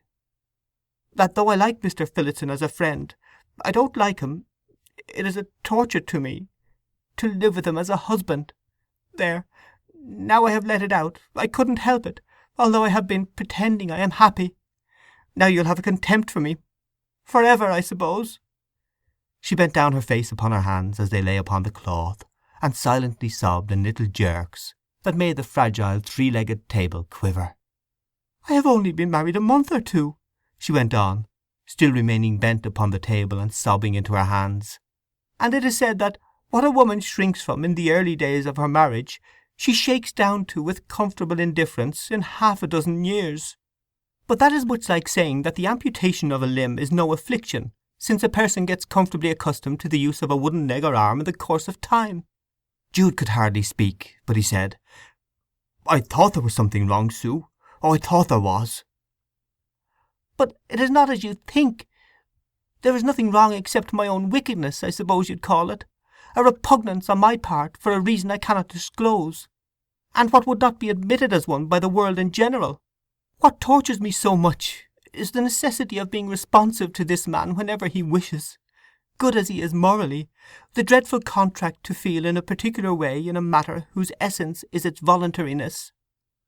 I wish he would beat me, or be faithless to me, or do some open thing that I could talk about as a justification for feeling as I do. But he does nothing except that he has grown a little cold since he has found out how I feel. That's why he didn't come to the funeral. Oh, I am very miserable. I don't know what to do. Don't come near me, Jude, because you mustn't. Don't.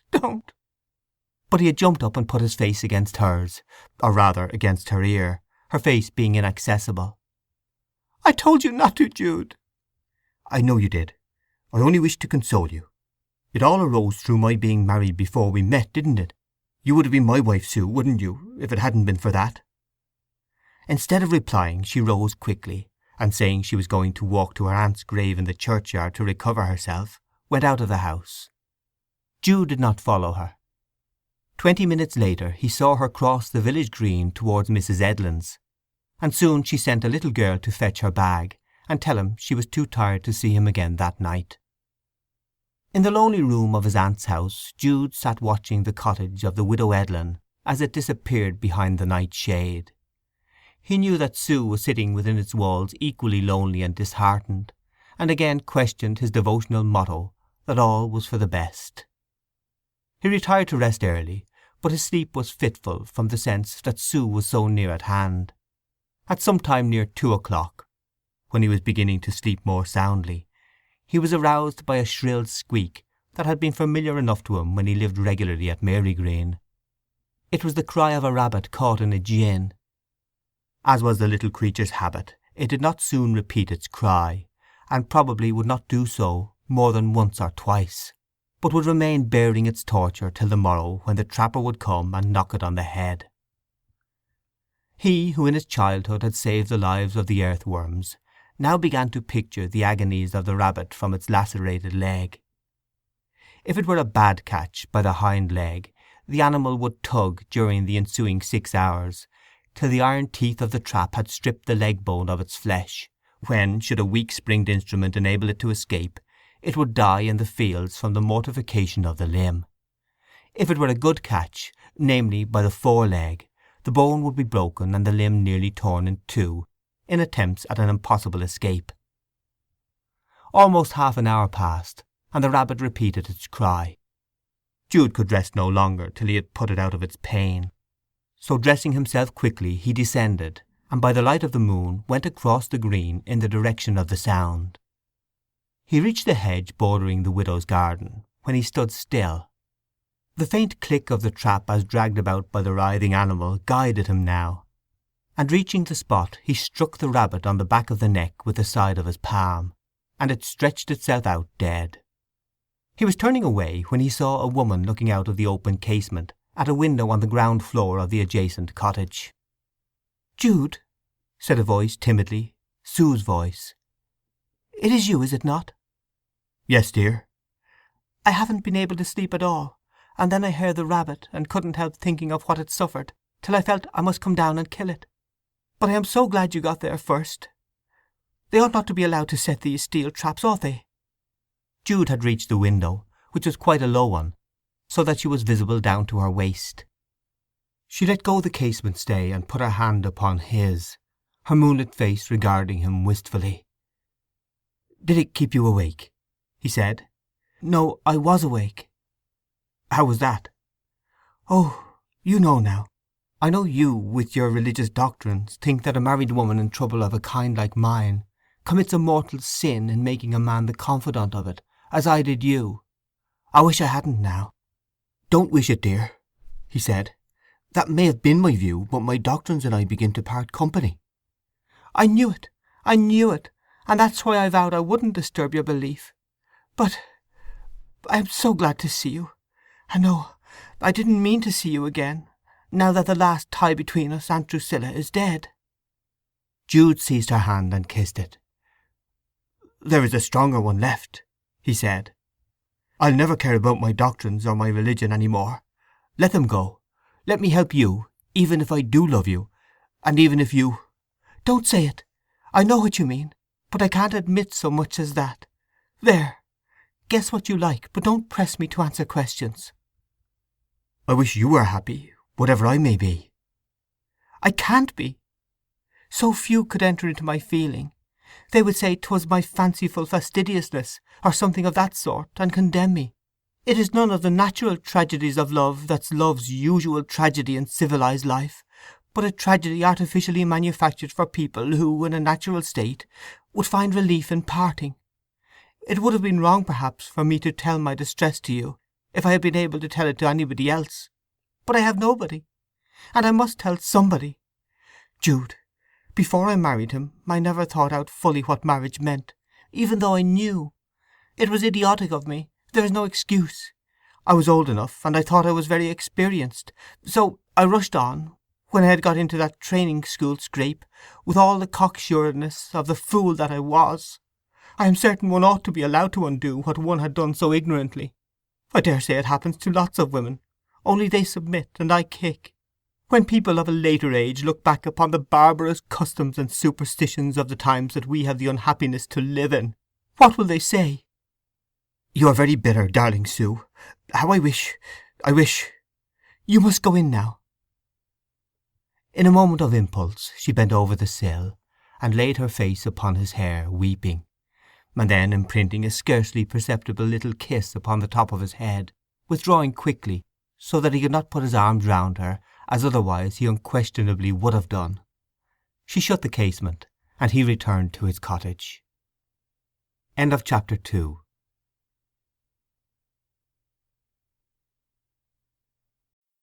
Part the 4th, Chapter 3. Sue's distressful confession recurred to Jude's mind all the night as being a sorrow indeed. The morning after, when it was time for her to go, the neighbours saw her companion and herself disappearing on foot down the hill path which led to the lonely road to Alfredston. An hour passed before he returned along the same route, and in his face there was a look of exaltation, not unmixed with recklessness. An incident had occurred. They had stood parting in the silent highway, and their tense and passionate moods had led to bewildered inquiries of each other on how far their intimacy ought to go, till they had almost quarrelled, and she said tearfully that it was hardly proper for him, as a parson in embryo, to think of such a thing as kissing her, even in farewell, as he now wished to do. Then she had conceded that the fact of the kiss would be nothing. All would depend upon the spirit of it. If given in the spirit of a cousin and a friend, she saw no objection. If in the spirit of a lover, she could not permit it. "Will you swear that it will not be in that spirit?" she had said. No, he would not. And then they had turned from each other in estrangement, and gone their several ways, till at a distance of 20 or 30 yards both had looked round simultaneously. That look behind was fatal to the reserve hitherto more or less maintained. They had quickly run back and met, and embracing almost unpremeditatedly, kissed close and long. When they parted for good, it was with flushed cheeks on her side, and a beating heart on his. The kiss was a turning point in Jude's career. Back again in the cottage, and left to reflection, he saw one thing: that though his kiss of that aerial being had seemed the purest moment of his faultful life, as long as he nourished this unlicensed tenderness, It was glaringly inconsistent for him to pursue the idea of becoming the soldier and servant of a religion in which sexual love was regarded as, at its best, a frailty, and at its worst, damnation. What Sue had said in warmth was really the cold truth. When to defend his affection tooth and nail, to persist with headlong force in impassioned attentions to her, was all he thought of. He was condemned ipso facto as a professor of the accepted school of morals. He was unfit, obviously, by nature, as he had been by social position, to fill the part of a propounder of accredited dogma. Strange that his first aspiration towards academical proficiency had been checked by a woman, and that his second aspiration towards apostleship had also been checked by a woman. Is it, he said, that the women are to blame, or is it the artificial system of things, under which the normal sex impulses are turned into devilish domestic gins and springs to noose and hold back those who want to progress? It had been his standing desire to become a prophet, however humble, to his struggling fellow creatures, without any thought of personal gain. Yet, with a wife living away from him with another husband, and himself in love erratically, the loved one's revolt against her state being possibly on his account, he had sunk to be barely respectable according to regulation views. It was not for him to consider further. He had only to confront the obvious, which was that he had made himself quite an impostor as a law-abiding religious teacher. At dusk that evening he went into the garden and dug a shallow hole, to which he brought out all the theological and ethical works that he possessed, and had stored here. He knew that in this country of true believers most of them were not saleable at a much higher price than waste paper value, and preferred to get rid of them in his own way, even if he should sacrifice a little money to the sentiment of thus destroying them. Lighting some loose pamphlets to begin with, he cut the volumes into pieces as well as he could, and with a three-pronged fork shook them over the flames. They kindled and lighted up the back of the house, the pigsty, and his own face, till they were more or less consumed. Though he was almost a stranger here now, passing cottagers talked to him over the garden hedge. "Burning up your old aunt's rubbish, I suppose? Nah, a lot gets heaped up in nooks and corners when you've lived 80 years in one house." It was nearly 1 o'clock in the morning before the leaves, covers, and binding of Jeremy Taylor, Butler, Doddridge, Paley, Pusey, Newman, and the rest had gone to ashes, but the night was quiet, and as he turned and turned the paper shreds with the fork, the sense of being no longer a hypocrite to himself afforded his mind a relief which gave him calm. He might go on believing as before, but he professed nothing, and no longer owned and exhibited engines of faith which, as their proprietor, he might naturally be supposed to exercise on himself first of all. In his passion for Sue he could not stand as an ordinary sinner, and not as a whited sepulchre. Meanwhile Sue, after parting from him earlier in the day, had gone along to the station, with tears in her eyes for having run back and let him kiss her. Jude ought not to have pretended that he was not a lover, and made her give way to an impulse to act unconventionally, if not wrongly.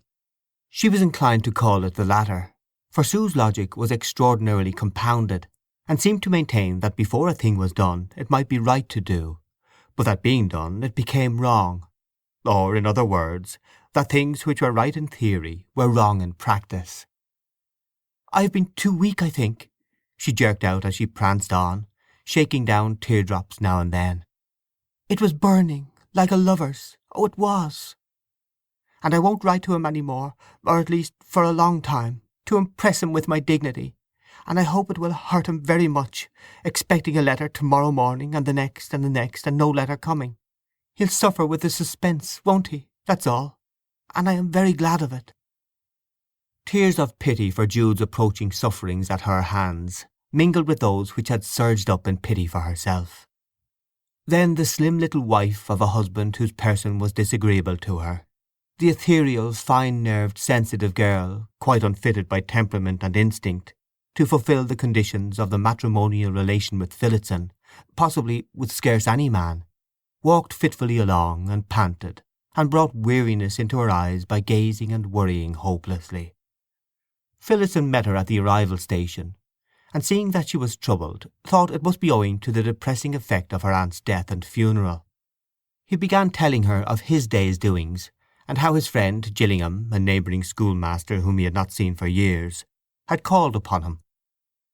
While ascending to the town, seated on the top of the omnibus beside him, she said suddenly, with an air of self-chastisement, regarding the white road and its bordering bushes of hazel, "Richard, I let Mr. Foley hold my hand a long while. I don't know whether you think it wrong." He, waking apparently from thoughts of far different mould, said vaguely, "Oh, did you? And what did you do that for?" "I don't know. He wanted to, and I let him." "I hope it pleased him. I should think it was hardly a novelty." They lapsed into silence.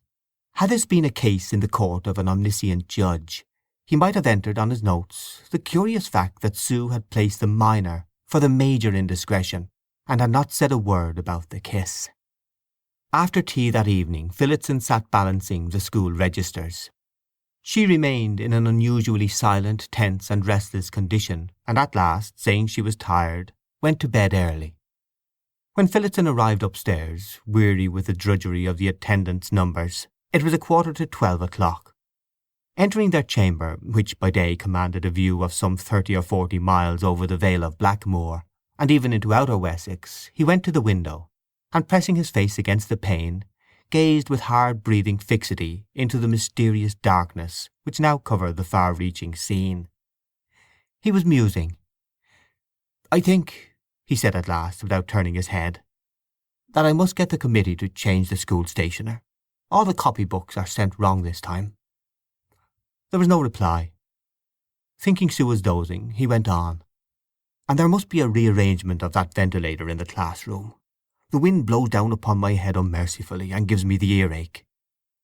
As the silence seemed more absolute than ordinarily, he turned round. The heavy, gloomy oak wainscot, which extended over the walls upstairs and down in the dilapidated old Grove Place, and the massive chimney-piece reaching to the ceiling, stood in odd contrast to the new and shining brass bedstead and the new suite of birch furniture that he had bought for her, the two styles seeming to nod to each other across 3 centuries upon the shaking floor. "Sue," he said, this being the way in which he pronounced her name. She was not in bed, though she had apparently been there, the clothes on her side being flung back. Thinking she might have forgotten some kitchen detail and gone downstairs for a moment to see to it, he pulled off his coat and idled quietly for a few minutes, when, finding she did not come, he went out upon the landing, candle in hand, and said again, "Sue?" "Yes," came back to him in her voice from the distant kitchen quarter. "What are you doing down there at midnight? Tiring yourself out for nothing." "I am not sleepy. I am reading. And there is a larger fire here." He went to bed. Some time in the night he awoke. She was not there even now. Lighting a candle, he hastily stepped out upon the landing and again called her name. She answered yes as before, but the tones were small and confined, and whence they came he could not at first understand. Under the staircase was a large clothes closet without a window. They seemed to come from it. The door was shut, but there was no lock or other fastening. Phillotson, alarmed, went towards it, wondering if she had suddenly become deranged. "What are you doing in there?" he asked. "Not to disturb you, I came here, as it was so late." "But there's no bed, is there? And no ventilation? Why, you'll be suffocated if you stay all night." "Oh, no, I think not. Don't trouble about me." "But—" Phillotson seized the knob and pulled at the door. She had fastened it inside with a piece of string, which broke at his pull. There being no bedstead, she had flung down some rugs and made a little nest for herself in the very cramped quarters the closet afforded. When he looked in upon her she sprang out of her lair, great-eyed and trembling. "You ought not to have pulled open the door!" she cried excitedly. "It is not becoming in you. Oh, will you go away? Please, will you?" She looked so pitiful and pleading in her white nightgown against the shadowy lumber-hole that he was quite worried. She continued to beseech him not to disturb her. He said, "I've been kind to you. I've given you every liberty, and it is monstrous that you should feel in this way." "Yes," said she, weeping. "I know that. It is wrong and wicked of me, I suppose. I am very sorry, but it is not I altogether that am to blame." "Who is, then? Am I?" "No, I don't know. The universe, I suppose. Things in general, because they are so horrid and cruel." "Well, it is no use talking like that, making a man's house so unseemly at this time of night. Eliza will hear if we don't mind." He meant the servant. "Just think if either of the parsons in this town was to see us now. I hate such eccentricity, Sue. There's no order or regularity in your sentiments. But I won't intrude on you further, only I would advise you not to shut the door too tight, or I shall find you stifled tomorrow." On rising the next morning he immediately looked into the closet, but Sue had already gone downstairs. There was a little nest where she had lain, and spiders' webs hung overhead. "What must a woman's aversion be, when it is stronger than her fear of spiders?" he said bitterly. He found her sitting at the breakfast table, and the meal began almost in silence, the burghers walking past upon the pavement, or rather roadway, pavements being scarce here, which was 2 or 3 feet above the level of the parlour floor. They nodded down to the happy couple their morning greetings as they went on. "Richard," she said all at once, "would you mind my living away from you?" "Away from me? Why, that's what you were doing when I married you. What then was the meaning of marrying at all?" "You wouldn't like me any the better for telling you." "I don't object to know." "Because I thought I could do nothing else. You had got my promise a long time before that, remember. Then, as time went on, I regretted I had promised you, and was trying to see an honourable way to break it off. But as I couldn't, I became rather reckless and careless about the conventions. Then you know what scandals were spread, and how I was turned out of the training school you had taken such time and trouble to prepare me for and get me into. And this frightened me, and it seemed then that the one thing I could do would be to let the engagement stand. Of course I, of all people, ought not to have cared what was said, for it was just what I fancied I never did care for. But I was a coward, as so many women are, and my theoretic unconventionality broke down.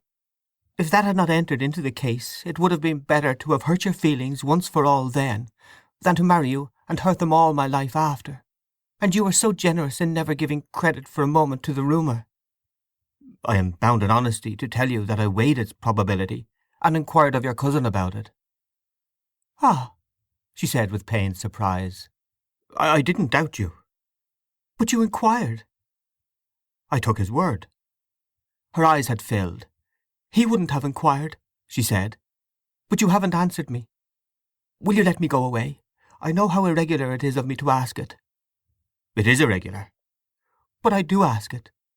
Domestic laws should be made according to temperaments, which should be classified. If people are at all peculiar in character, they have to suffer from the very rules that produce comfort in others. Will you let me?" "But we married—" "What is the use of thinking of laws and ordinances," she burst out, "if they make you miserable when you know you are committing no sin?" "But you are committing a sin in not liking me." "I do like you. But I didn't reflect it would be—that it would be so much more than that. For a man and woman to live on intimate terms when one feels as I do is adultery, in any circumstances, however legal. There, I've said it. Will you let me, Richard?" "You distress me, Susanna, by such importunity." "Why can't we agree to free each other? We made the compact, and surely we can cancel it, not legally, of course, but we can morally, especially as no new interests in the shape of children have arisen to be looked after. Then we might be friends, and meet without pain to either. Oh, Richard, be my friend and have pity. We shall both be dead in a few years, and then what will it matter to anybody that you relieved me from constraint for a little while? I dare say you think me eccentric, or supersensitive, or something absurd. Well, why should I suffer for what I was born to be, if it doesn't hurt other people?" "But it does. It hurts me. And you vowed to love me." "Yes, that's it. I am in the wrong, I always am. It is as culpable to bind yourself to love always as to believe a creed always, and as silly as to vow always to like a particular food or drink." "And do you mean, by living away from me, living by yourself?" "Well, if you insisted, yes. But I meant living with Jude." "As his wife?" "As I choose." Phillotson writhed. Sue continued.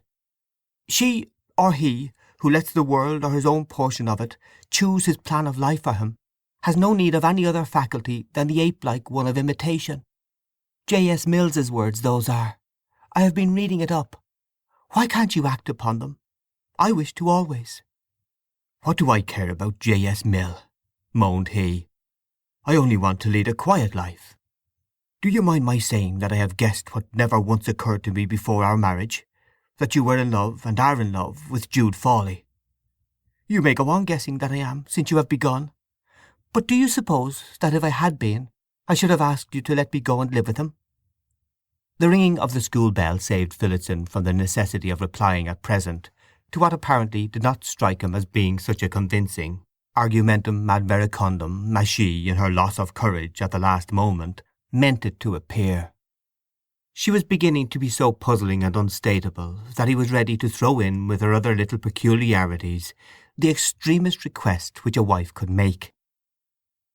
They proceeded to the schools that morning as usual, Sue entering the classroom, where he could see the back of her head through the glass partition whenever he turned his eyes that way. As he went on giving and hearing lessons, his forehead and eyebrows twitched from concentrated agitation of thought, till at length he tore a scrap from a sheet of scribbling paper and wrote, Your request prevents my attending to work at all. I don't know what I am doing. Was it seriously made?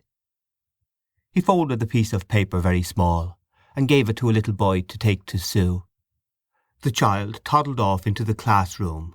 Phillotson saw his wife turn and take the note, and the bend of her pretty head as she read it, her lips slightly crisped to prevent undue expression under fire of so many young eyes. He could not see her hands, but she changed her position, and soon the child returned, bringing nothing in reply. In a few minutes, however, one of Sue's class appeared, with a little note similar to his own. These words only were pencilled therein. I am sincerely sorry to say that it was seriously made.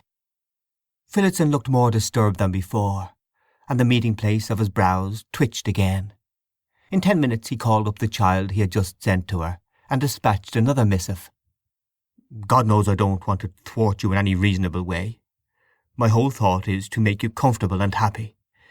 But I cannot agree to such a preposterous notion as your going to live with your lover.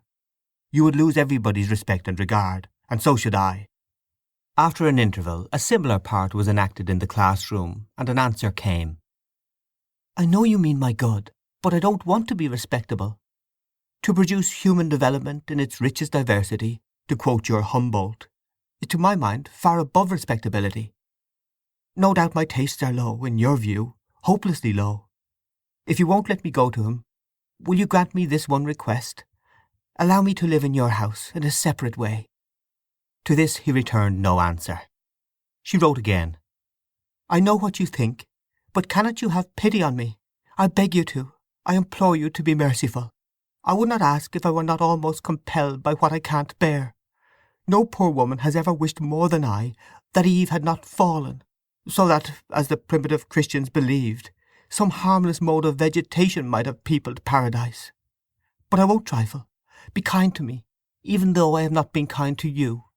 I will go away, go abroad, anywhere, and never trouble you. Nearly an hour passed, and then he returned an answer. I do not wish to pain you. How well you know I don't. Give me a little time. I am disposed to agree with your last request. One line from her. Thank you from my heart, Richard. I do not deserve your kindness.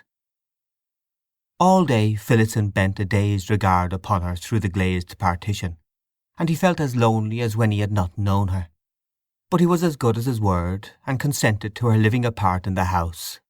At first, when they met at meals, she had seemed more composed under the new arrangement, but the irksomeness of their position worked on her temperament, and the fibres of her nature seemed strained like harp strings.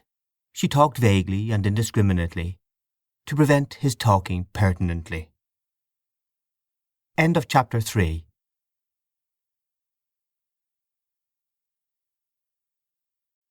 Part the 4th.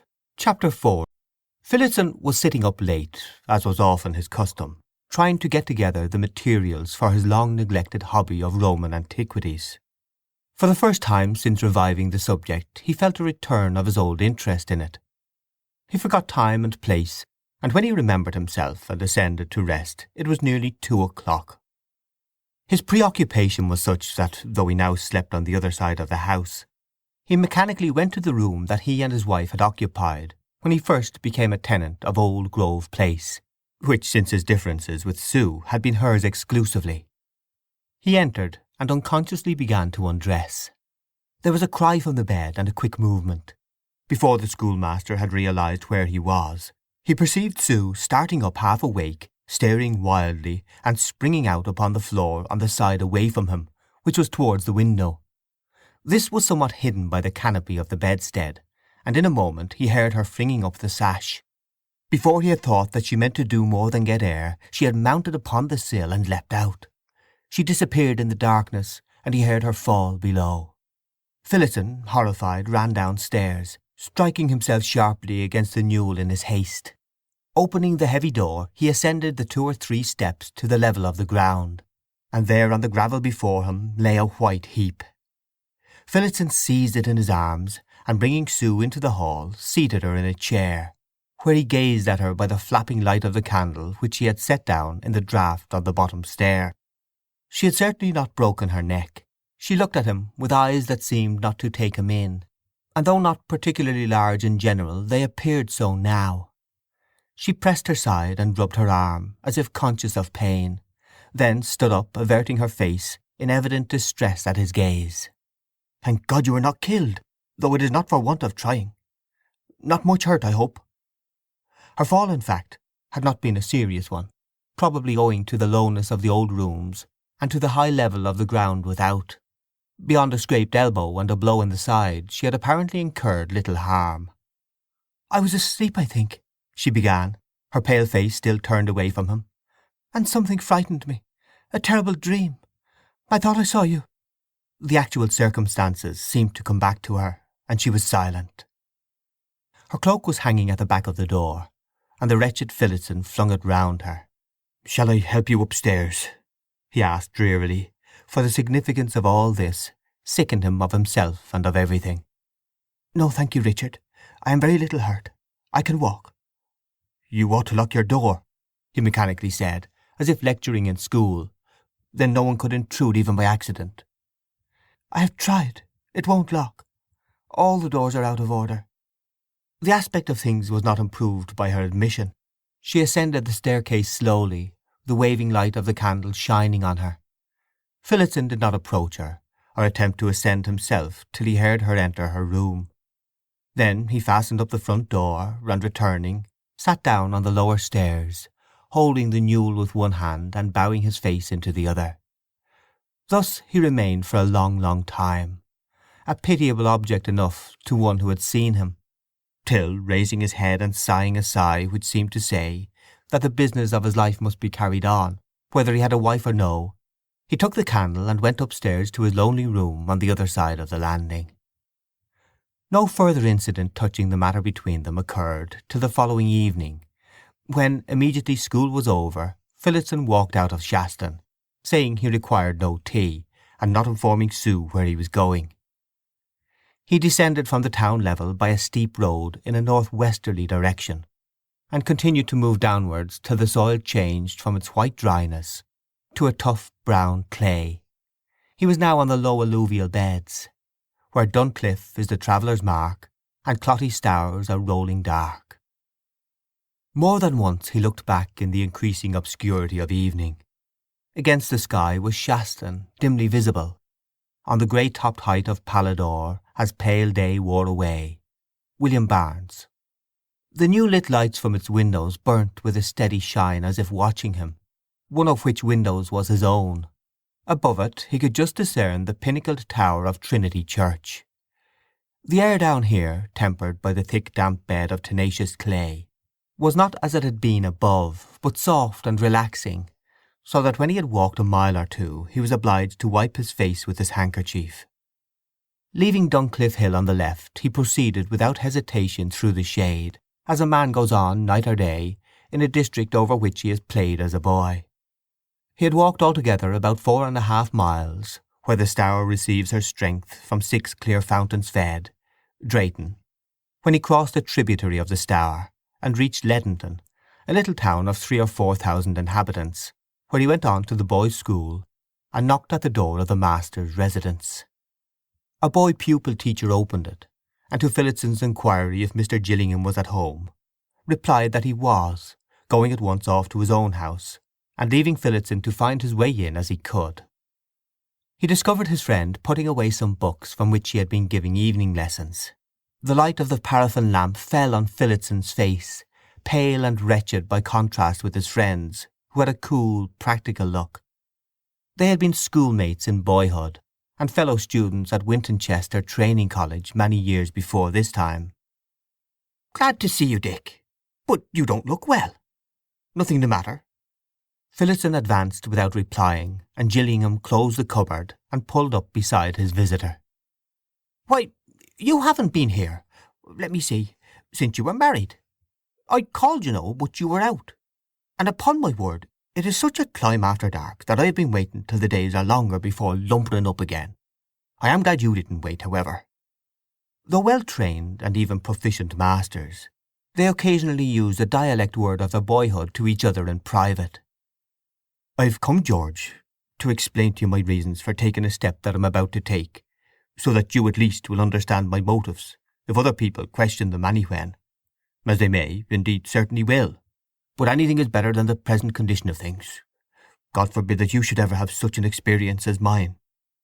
"Sit down. You don't mean anything wrong between you and Mrs. Phillotson?" "I do. My wretched state is that I've a wife I love who not only does not love me, well, I won't say. I know her feeling. I should prefer hatred from her." "Shush!" "And the sad part of it is that she is not so much to blame as I.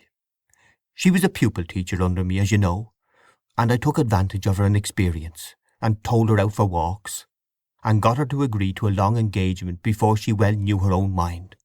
Afterwards she saw somebody else, but she blindly fulfilled her engagement." "Loving the other?" "Yes, with a curious tender solicitude seemingly, though her exact feeling for him is a riddle to me, and to him too, I think possibly to herself. She is one of the oddest creatures I ever met. However, I have been struck with these 2 facts, the extraordinary sympathy or similarity between the pair. He is her cousin, which perhaps accounts for some of it. They seem to be one person split in 2, and with her unconquerable aversion to myself as a husband, even though she may like me as a friend, 'tis too much to bear longer. She has conscientiously struggled against it, but to no purpose. I cannot bear it. I cannot. I can't answer her arguments. She has read 10 times as much as I. Her intellect sparkles like diamonds, while mine smoulders like brown paper. She is one too many for me." "She'll get over it, good now." "Never. It is, but I won't go into it. There are reasons why she never will. At last she calmly and firmly asked if she might leave me and go to him.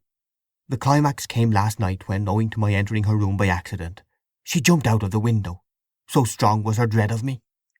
She pretended it was a dream, but that was to soothe me. Now, when a woman jumps out a window without caring whether she breaks her neck or no, she's not to be mistaken. And this being the case, I have come to a conclusion that it is wrong to torture a fellow creature any longer, and I won't be the inhuman wretch to do it, cost what it may." "What? You'll let her go? And with her lover?" "Whom with is her matter. I shall let her go. With him certainly, if she wishes. I know I may be wrong. I know I can't logically or religiously defend my concession to such a wish of hers, or harmonize it with the doctrines I was brought up in. Only I know one thing.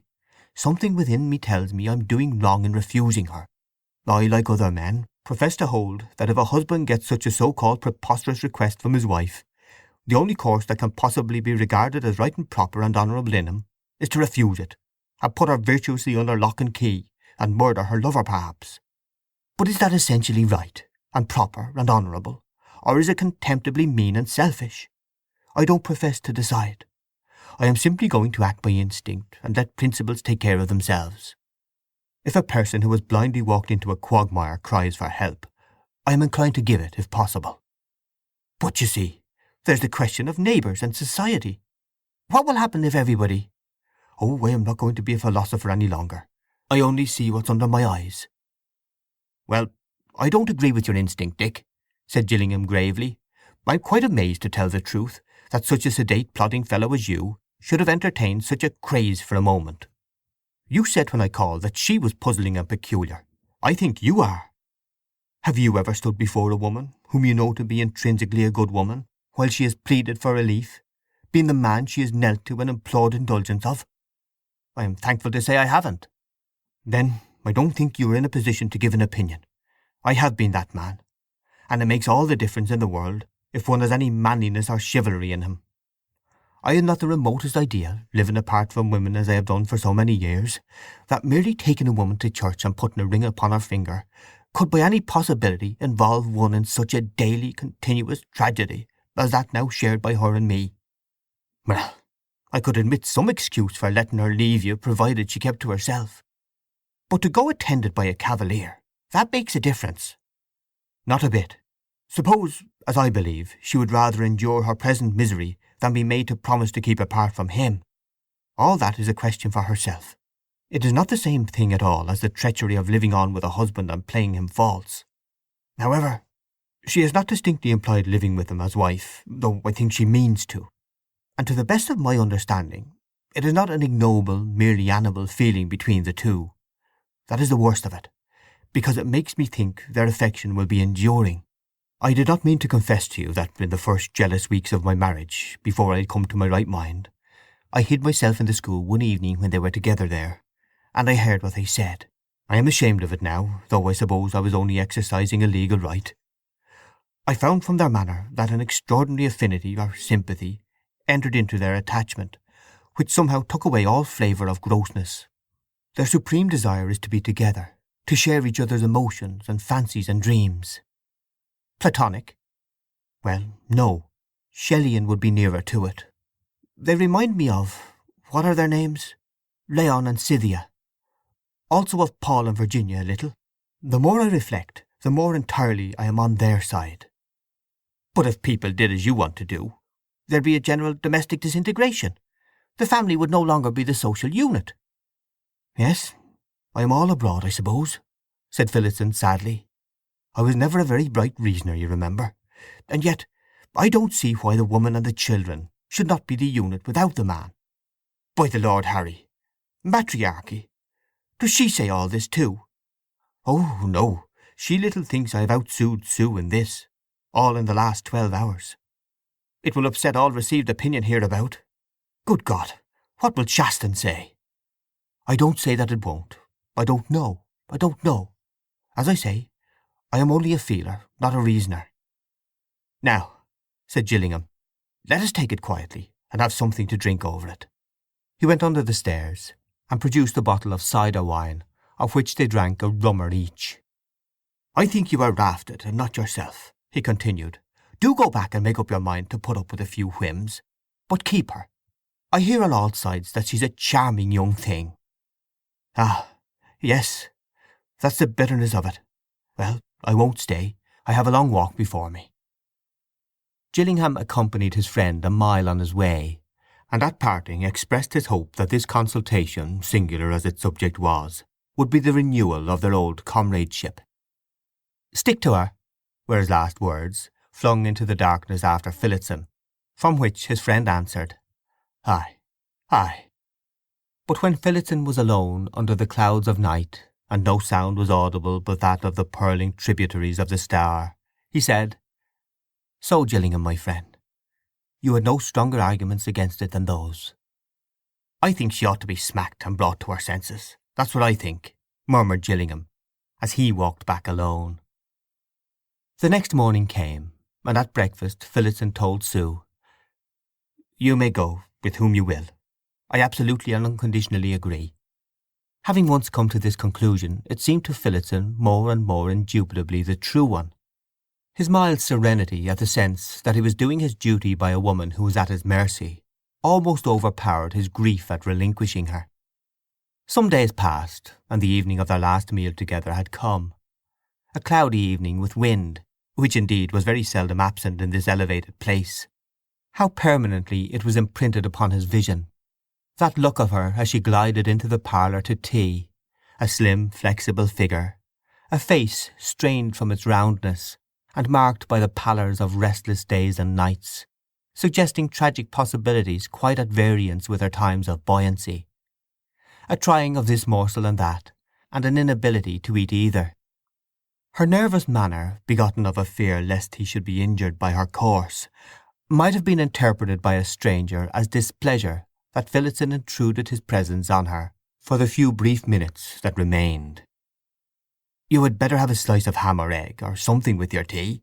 You can't travel on a mouthful of bread and butter."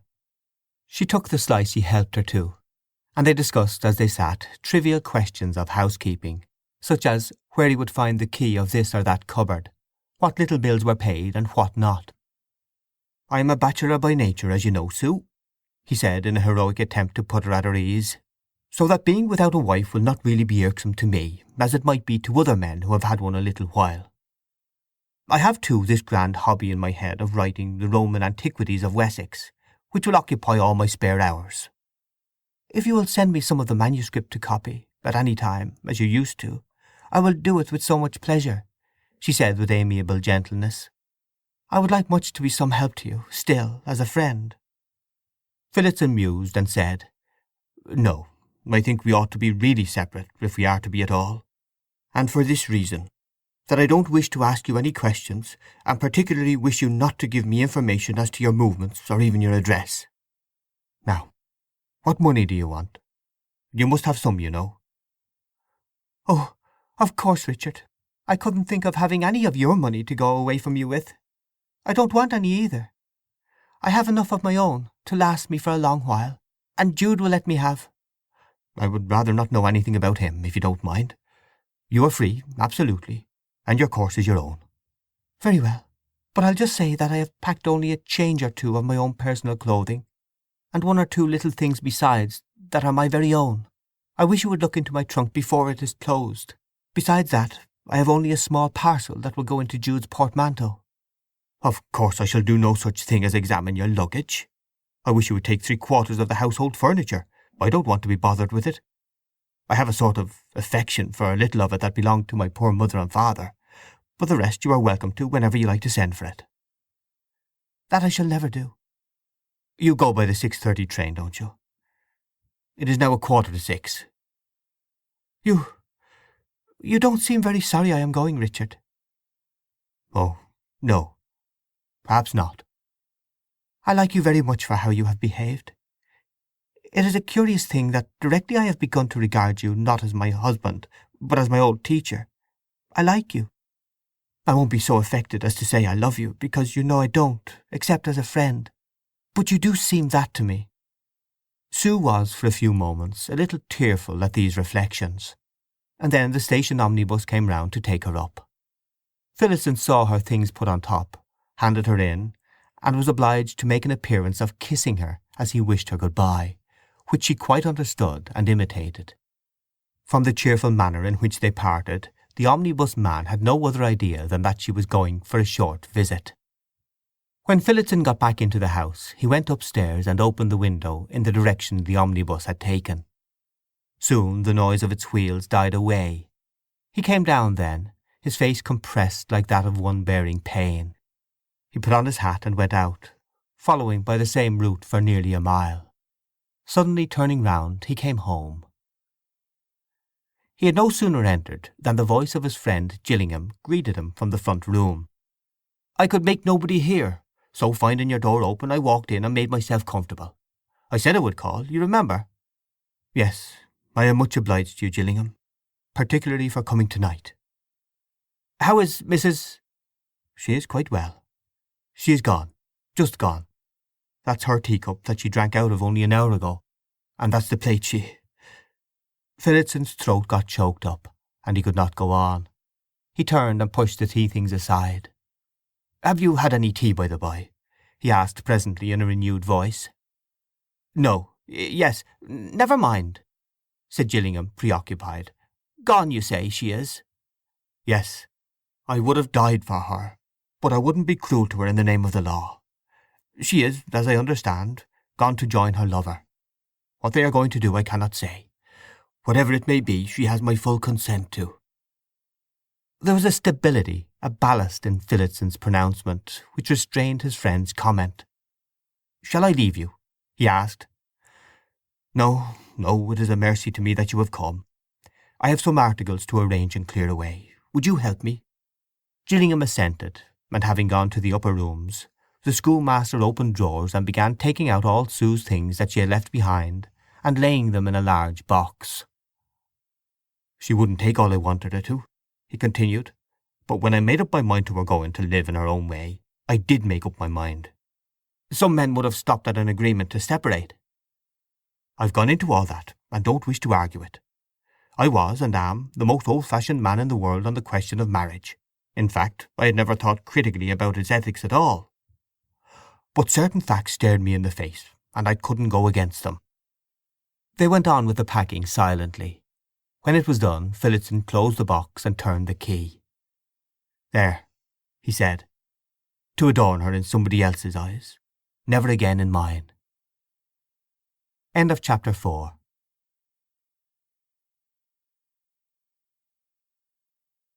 Part the 4th, chapter 5. 24 hours before this time Sue had written the following note to Jude. "It is as I told you, and I am leaving tomorrow evening. Richard and I thought it could be done with less obtrusiveness after dark. I feel rather frightened, and therefore ask you to be sure you are on the Melchester platform to meet me. I arrive at a little to 7. I know you will, of course, dear Jude, but I feel so timid that I can't help begging you to be punctual. He has been so very kind to me through it all. Now to our meeting. S." As she was carried by the omnibus farther and farther down from the mountain town, the single passenger that evening, she regarded the receding road with a sad face, but no hesitation was apparent therein. The up train by which she was departing stopped by signal only. To Sue it seemed strange that such a powerful organization as a railway train could be brought to a standstill on purpose for her, a fugitive from her lawful home. The 20 minutes' journey drew towards its close, and Sue began gathering her things together to alight. At the moment that the train came to a standstill by the Melchester platform, a hand was laid on the door, and she beheld Jude. He entered the compartment promptly. He had a black bag in his hand, and was dressed in the dark suit he wore on Sundays and in the evening after work. Altogether he looked a very handsome young fellow, his ardent affection for her burning in his eyes. "Oh, Jude!" She clasped his hand with both of hers, and her tense state caused her to simmer over in a little succession of dry sobs. I am so glad! I get out here?" "No, I get in, dear one. I've packed. Besides this bag I've only a big box which is labelled." "But don't I get out? Aren't we going to stay here?" "We couldn't possibly, don't you see? We are known here. I, at any rate, am well known. I've booked for Aldbrickham, and here's your ticket for the same place, as you have only one to hear." "I thought we should have stayed here," she repeated. "It wouldn't have done at all." "Oh, perhaps not." There wasn't time for me to write and say the place I had decided on. Aldbrickham is a much bigger town, 60 or 70,000 inhabitants, and nobody knows anything about us there. "And you have given up your cathedral work here?" "Yes. It was rather sudden, your message coming unexpectedly. Strictly I might have been made to finish out the week, but I pleaded urgency, and I was let off. I would have deserted any day at your command, dear Sue. I have deserted more than that for you." "I fear I am doing you a lot of harm, ruining your prospects of the church, ruining your progress in your trade, everything." "The church is no more to me. Let it lie.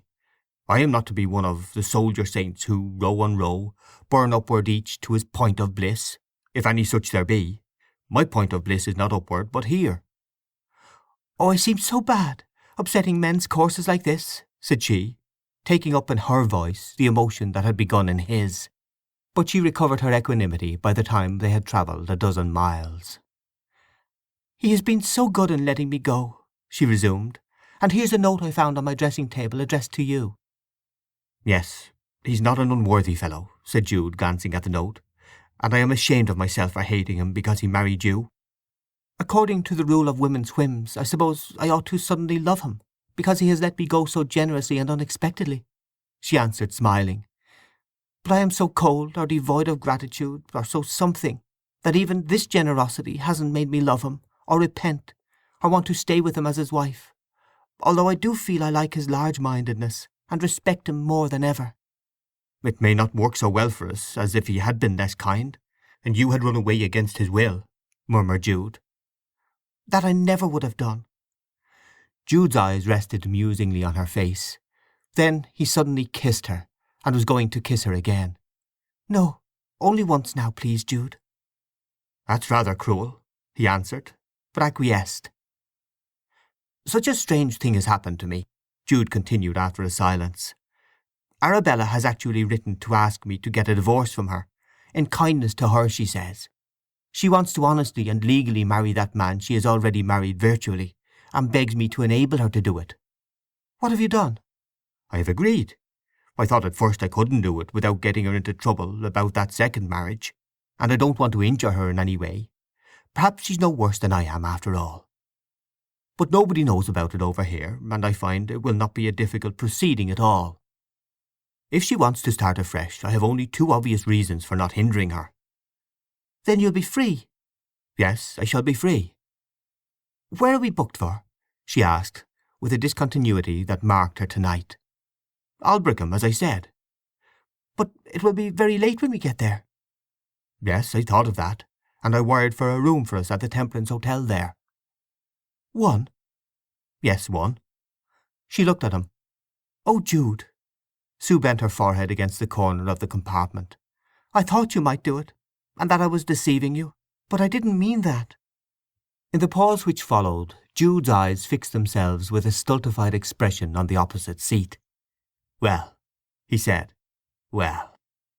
He remained in silence, and seeing how discomfited he was, she put her face against his cheek, murmuring, "Don't be vexed, dear." "Oh, there's no harm done," he said. "But I understood it like that. Is this a sudden change of mind?" "You have no right to ask me such a question, and I shan't answer," she said, smiling. "My dear one, your happiness is more to me than anything, although we seem to verge on quarrelling so often, and your will is law to me. I am something more than a mere selfish fellow, I hope. Have it as you wish." On reflection his brow showed perplexity.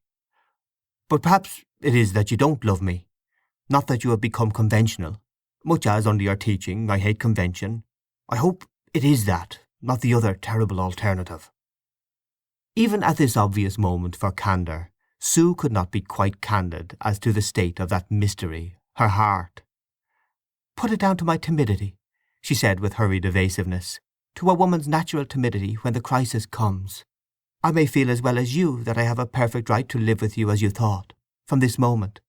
I may hold the opinion that, in a proper state of society, the father of a woman's child will be as much a private matter of hers as the cut of her underlinen, on whom nobody will have any right to question her. But partly perhaps because it is by his generosity that I am now free, I would rather not be other than a little rigid. If there had been a rope ladder, and he had run after us with pistols, it would have seemed different, and I may have acted otherwise. But don't press me and criticize me, Jude. Assume that I haven't the courage of my opinions. I know I am a poor miserable creature. My nature is not so passionate as yours." He repeated simply, "I thought what I naturally thought. But if we are not lovers, we are not. Phillotson thought so, I'm sure. See here what he has written to me." He opened the letter she had brought, and read, "I make only one condition, that you are tender and kind to her. I know you love her, but even love may be cruel at times. You are made for each other. It is obvious, palpable, to any unbiased older person. You were, all along, the shadowy third in my short life with her. I repeat, take care of Sue." "He is a good fellow, isn't he?" she said with latent tears. On reconsideration she added, "He was very resigned to letting me go. Too resigned, almost. I never was so near being in love with him as when he made such thoughtful arrangements for my being comfortable on my journey, and offering to provide money. Yet I was not. If I loved him ever so little as a wife, I'd go back to him even now. But you don't, do you? It is true. Oh, so terribly true. I don't. Nor me neither, I half fear, he said pettishly. Nor anybody, perhaps. Sue, sometimes when I am vexed with you, I think you are incapable of real love. That's not good and loyal of you, she said, and drawing away from him as far as she could, looked severely out into the darkness. She added in hurt tones, without turning round, My liking for you is not as some women's, perhaps, but it is a delight in being with you of a supremely delicate kind, and I don't want to go further and risk it by an attempt to intensify it. I quite realize that, as woman with man, it was a risk to come, but as me with you, I resolved to trust you, to set my wishes above your gratification. Don't discuss it further, dear Jude. Of course, if it would make you reproach yourself. But you do like me very much, Sue. Say you do. Say that you do a quarter, a tenth as much as I do you, and I'll be content. I've let you kiss me, and that tells enough. Just once or so. Well, don't be a greedy boy. He leant back, and did not look at her for a long time. That episode in her past history, of which she had told him, of the poor Christminster graduate whom she had handled thus, returned to Jude's mind, and he saw himself as a possible second in such a torturing destiny. "This is a queer elopement," he murmured. "Perhaps you are making a cat's paw of me with Phillotts in all this time. Upon my word, it almost seems so, to see you sitting up there so prim." "Now you mustn't be angry. I won't let you," she coaxed, turning and moving nearer to him. "You did kiss me just now, you know, and I didn't dislike you to. I own it, Jude. Only I don't want to let you do it again just yet, considering how we are circumstanced, don't you see?" He could never resist her when she pleaded, as she well knew, and they sat side by side with joined hands till she aroused herself at some thought. "I can't possibly go to that temperance inn, after your telegraphing that message." "Why not?" "You can see well enough." "Very well. There'll be some other one open, no doubt.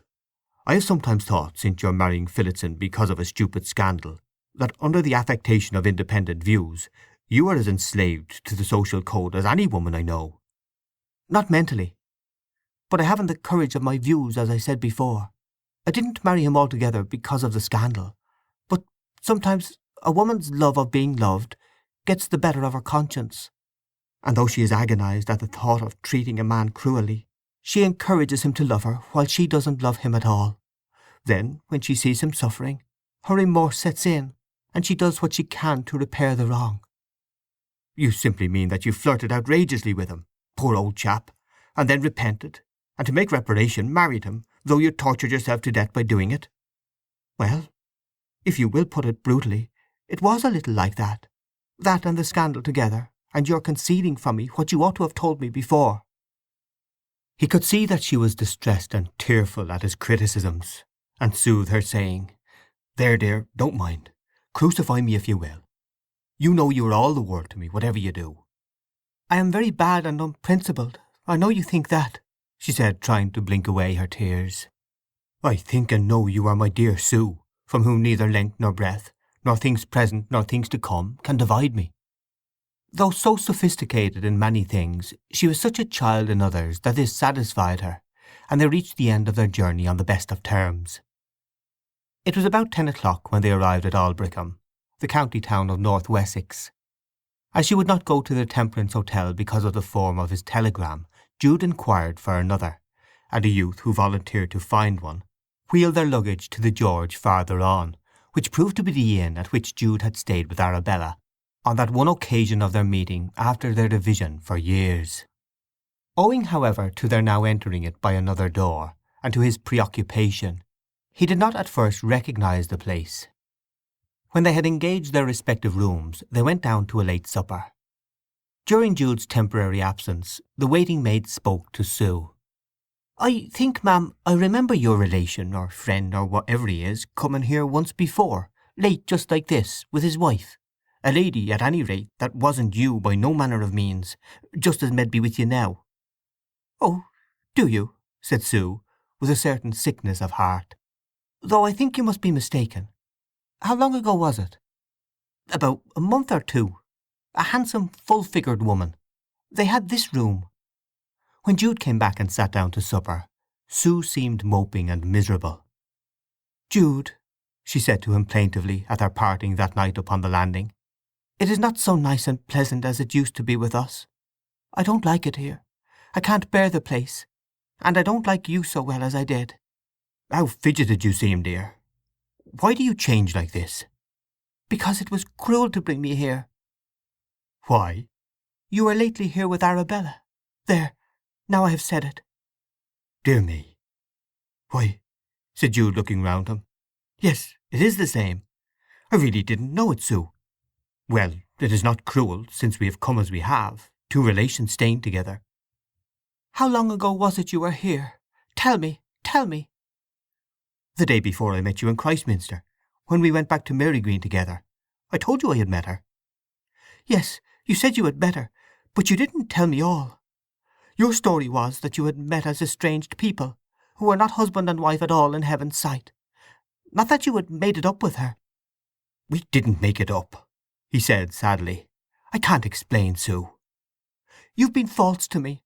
You, my last hope. And I shall never forget it. Never."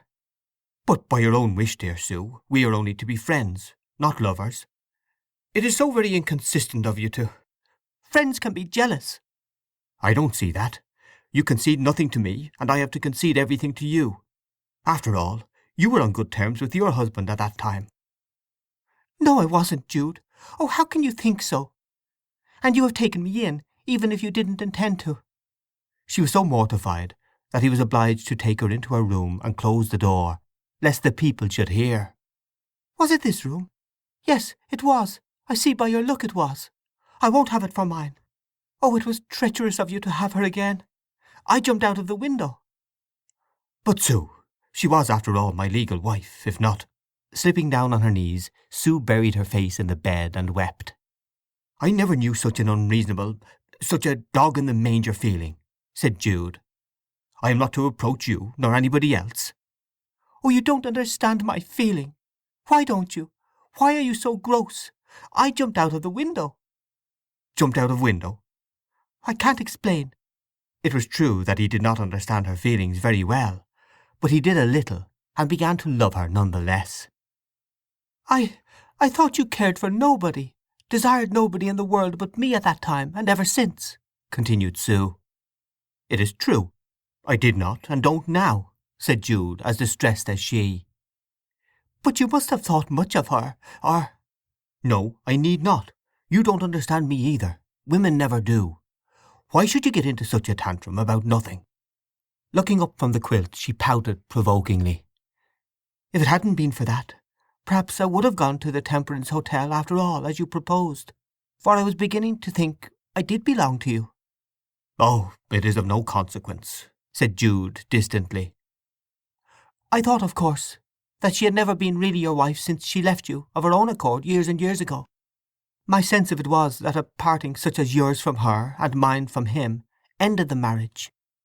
"I can't say more without speaking against her, and I don't want to do that," said he. "Yet I must tell you one thing, which would settle the matter in any case. She has married another man, really married him.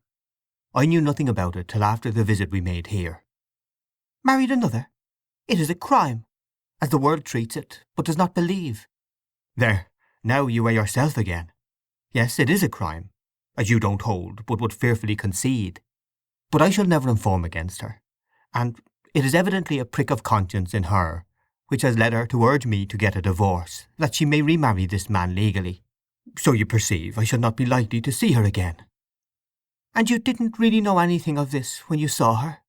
said Sue more gently as she rose. "I did not. Considering all things, I don't think you ought to be angry, darling." "I am not. But I shan't go to the Temperance Hotel." He laughed. "Never mind," he said. "So that I am near you I am comparatively happy.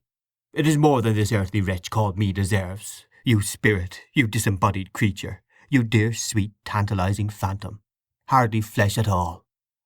So that when I put my arms around you I almost expect them to pass through you as through air. Forgive me for being gross, as you call it. Remember that our calling cousins, when really strangers, was a snare. The enmity of our parents gave a piquancy to you in my eyes that was intenser even than the novelty of ordinary new acquaintance. Say those pretty lines, then, from Shelley's Iphisicdion, as if they meant me," she solicited, slanting up closer to him as they stood. "Don't you know them?" "I know hardly any poetry," he replied mournfully. "Don't you? These are some of them. There was a being whom my spirit oft met on its visioned wanderings far aloft. A seraph of heaven too gentle to be human, veiling beneath that radiant form of woman. Oh, it is too flattering, so I won't go on. But say it's me. Say it's me." "It is you, dear. Exactly like you." "Now I forgive you. And you shall kiss me just once, there, not very long." She put the tip of her finger gingerly to her cheek, and he did as commanded. "You do care for me very much, don't you, in spite of my not—you know?" "Yes, sweet," he said with a sigh, and bade her good night. End of chapter 5.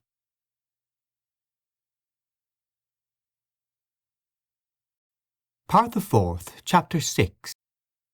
In returning to his native town of Shaston as schoolmaster, Phillotson had won the interest and awakened the memories of the inhabitants, who, though they did not honour him for his miscellaneous acquirements as he would have been honoured elsewhere, retained for him a sincere regard. When, shortly after his arrival, he brought home a pretty wife, awkwardly pretty for him, if he did not take care, they said, they were glad to have her settled among them. For some time after her flight from that home Sue's absence did not excite comment. Her place as monitor in the school was taken by another young woman within a few days of her vacating it, which substitution also passed without remark, Sue's services having been of a provisional nature only. When, however, a month had passed, and Phillotson casually admitted to an acquaintance that he did not know where his wife was staying, curiosity began to be aroused, till, jumping to conclusions, people ventured to affirm that Sue had played him false and run away from him. The schoolmaster's growing languor and listlessness over his work gave countenance to the idea. Though Phillotson had held his tongue as long as he could, except to his friend Gillingham, his honesty and directness would not allow him to do so when misapprehensions as to Sue's conduct spread abroad. On a Monday morning the chairman of the school committee called, and after attending to the business of the school, drew Phillotson aside out of earshot of the children. "You'll excuse my asking, Phillotson, since everybody is talking of it. Is it true as to your domestic affairs, that your wife's going away is on no visit, but a secret elopement with a lover? If so, I condole with you." "Don't," said Phillotson. "There was no secret about it." "She has gone to visit friends?" "No." "Then what has happened?" "She has gone away under circumstances that usually call for condolence with the husband. But I gave my consent." The chairman looked as if he had not apprehended the remark. "What I say is quite true," Phillotson continued testily. "She asked leave to go away with her lover, and I let her. Why shouldn't I? A woman of full age. It was a question of her own conscience, not for me. I was not her jailer. I can't explain any further. I don't wish to be questioned." The children observed that much seriousness marked the faces of the two men, and went home and told their parents that something new had happened about Mrs. Phillotson. Then Phillotson's little maidservant, who was a schoolgirl just out of her standards, said that Mr. Phillotson had helped his wife's packing, had offered her what money she required, and had written a friendly letter to her young man telling him to take care of her. The chairman of committee thought the matter over, and talked to the other managers of the school, till a request came to Phillotson to meet them privately. The meeting lasted a long time, and at the end the schoolmaster came home, looking as usual pale and worn. Gillingham was sitting in his house awaiting him. "Well, it is as you said," observed Phillotson, flinging himself down wearily in a chair. "They have requested me to send in my resignation, on account of my scandalous conduct in giving my tortured wife her liberty, or, as they call it, condoning her adultery. But I shan't resign. I think I would. I won't. It is no business of theirs. It doesn't affect me in my public capacity at all. They may expel me if they like." "If you make a fuss it will get into the papers, and you'll never get appointed to another school. You see, They have to consider what you did as done by a teacher of youth, and its effects as such upon the morals of the town. And, to ordinary opinion, your position is indefensible. You must let me say that." To this good advice, however, Phillotson would not listen. "I don't care," he said. "I don't go unless I am turned out. And for this reason, that by resigning I acknowledge I have acted wrongly by her, when I am more and more convinced every day that in the sight of heaven and by all natural, straightforward humanity I have acted rightly." Gillingham saw that his rather headstrong friend would not be able to maintain such a position as this. But he said nothing further, and in due time, indeed in a quarter of an hour, the formal letter of dismissal arrived, the managers having remained behind to write it after Phillotson's withdrawal. The latter replied that he would not accept dismissal, and called a public meeting, which he attended, although he looked so weak and ill that his friend implored him to stay at home. When he stood up to give his reasons for contesting the decision of the managers, he advanced them firmly, as he had done to his friend, and contended, moreover, that the matter was a domestic theory which did not concern them. This they overruled, insisting that the private eccentricities of a teacher came quite within their sphere of control, as it touched the morals of those he taught. Phillotson replied that he did not see how an act of natural charity could injure morals. All the respectable inhabitants and well-to-do fellow natives of the town were against Phillotson to a man. But somewhat to his surprise, some dozen or more champions rose up in his defence as from the ground. It has been stated that Shaston was the anchorage of a curious and interesting group of itinerants, who frequented the numerous fairs and markets held up and down Wessex during the summer and autumn months. Although Phillotson had never spoken to one of these gentlemen, they now nobly led the forlorn hope in his defence. The body included 2 cheap jacks, a shooting gallery proprietor and the ladies who loaded the guns, a pair of boxing masters, a steam roundabout manager, 2 travelling broom makers, who called themselves widows, a gingerbread stall keeper, a swing-boat owner, and a test-your-strength man. This generous phalanx of supporters, and a few others of independent judgment, whose own domestic experiences had been not without vicissitude, came up and warmly shook hands with Phillotson, after which they expressed their thoughts so strongly to the meeting that issue was joined, the result being a general scuffle, wherein a blackboard was split, 3 panes of the school's windows were broken, an ink bottle was spilled over a town councillor's shirt front, a churchwarden was dealt such a topper with the map of Palestine that his head went right through Samaria, and many black eyes and bleeding noses were given, one of which, to everybody's horror, was the venerable incumbent's, owing to the zeal of an emancipated chimney-sweep, who took the side of Phillotson's party. When Phillotson saw the blood running down the rector's face, he deplored almost in groans the untoward and degrading circumstances, regretting that he had not resigned when called upon, and went home so ill that next morning he could not leave his bed. The farcical yet melancholy event was the beginning of a serious illness for him, and he lay in his lonely bed in the pathetic state of mind of a middle-aged man who perceives at length that his life, intellectual and domestic, is tending to failure and gloom. Gillingham came to see him in the evenings, and on one occasion mentioned Sue's name. "She doesn't care anything about me," said Phillotson. "Why should she?" "She doesn't know you are ill." "So much the better for both of us. Where are her lover and she living?" "At Melchester, I suppose. At least, he was living there some time ago." When Gillingham reached home he sat and reflected, and at last wrote an anonymous line to Sue, on the bare chance of its reaching her, the letter being enclosed in an envelope addressed to Jude, at the diocesan capital. Arriving at that place it was forwarded to Mary Green in North Wessex, and thence to Aldbrickham, by the only person who knew his present address, the widow who had nursed his aunt. 3 days later, in the evening, when the sun was going down in splendour over the lowlands of Blackmoor, and making the Shaston windows like tongues of fire to the eyes of the rustics in that vale, the sick man fancied that he heard somebody come to the house, and a few minutes after there was a tap at the bedroom door. Phillotson did not speak.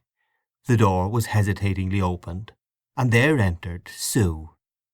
She was in light spring clothing, and her advent seemed ghostly, like the flitting in of a moth. He turned his eyes upon her and flushed, but appeared to check his primary impulse to speak. "I have no business here," she said, bending her frightened face to him, "but I heard you were ill, very ill, and as I know that you recognize other feelings between man and woman than physical love, I have come." "I am not very ill, my dear friend, only unwell."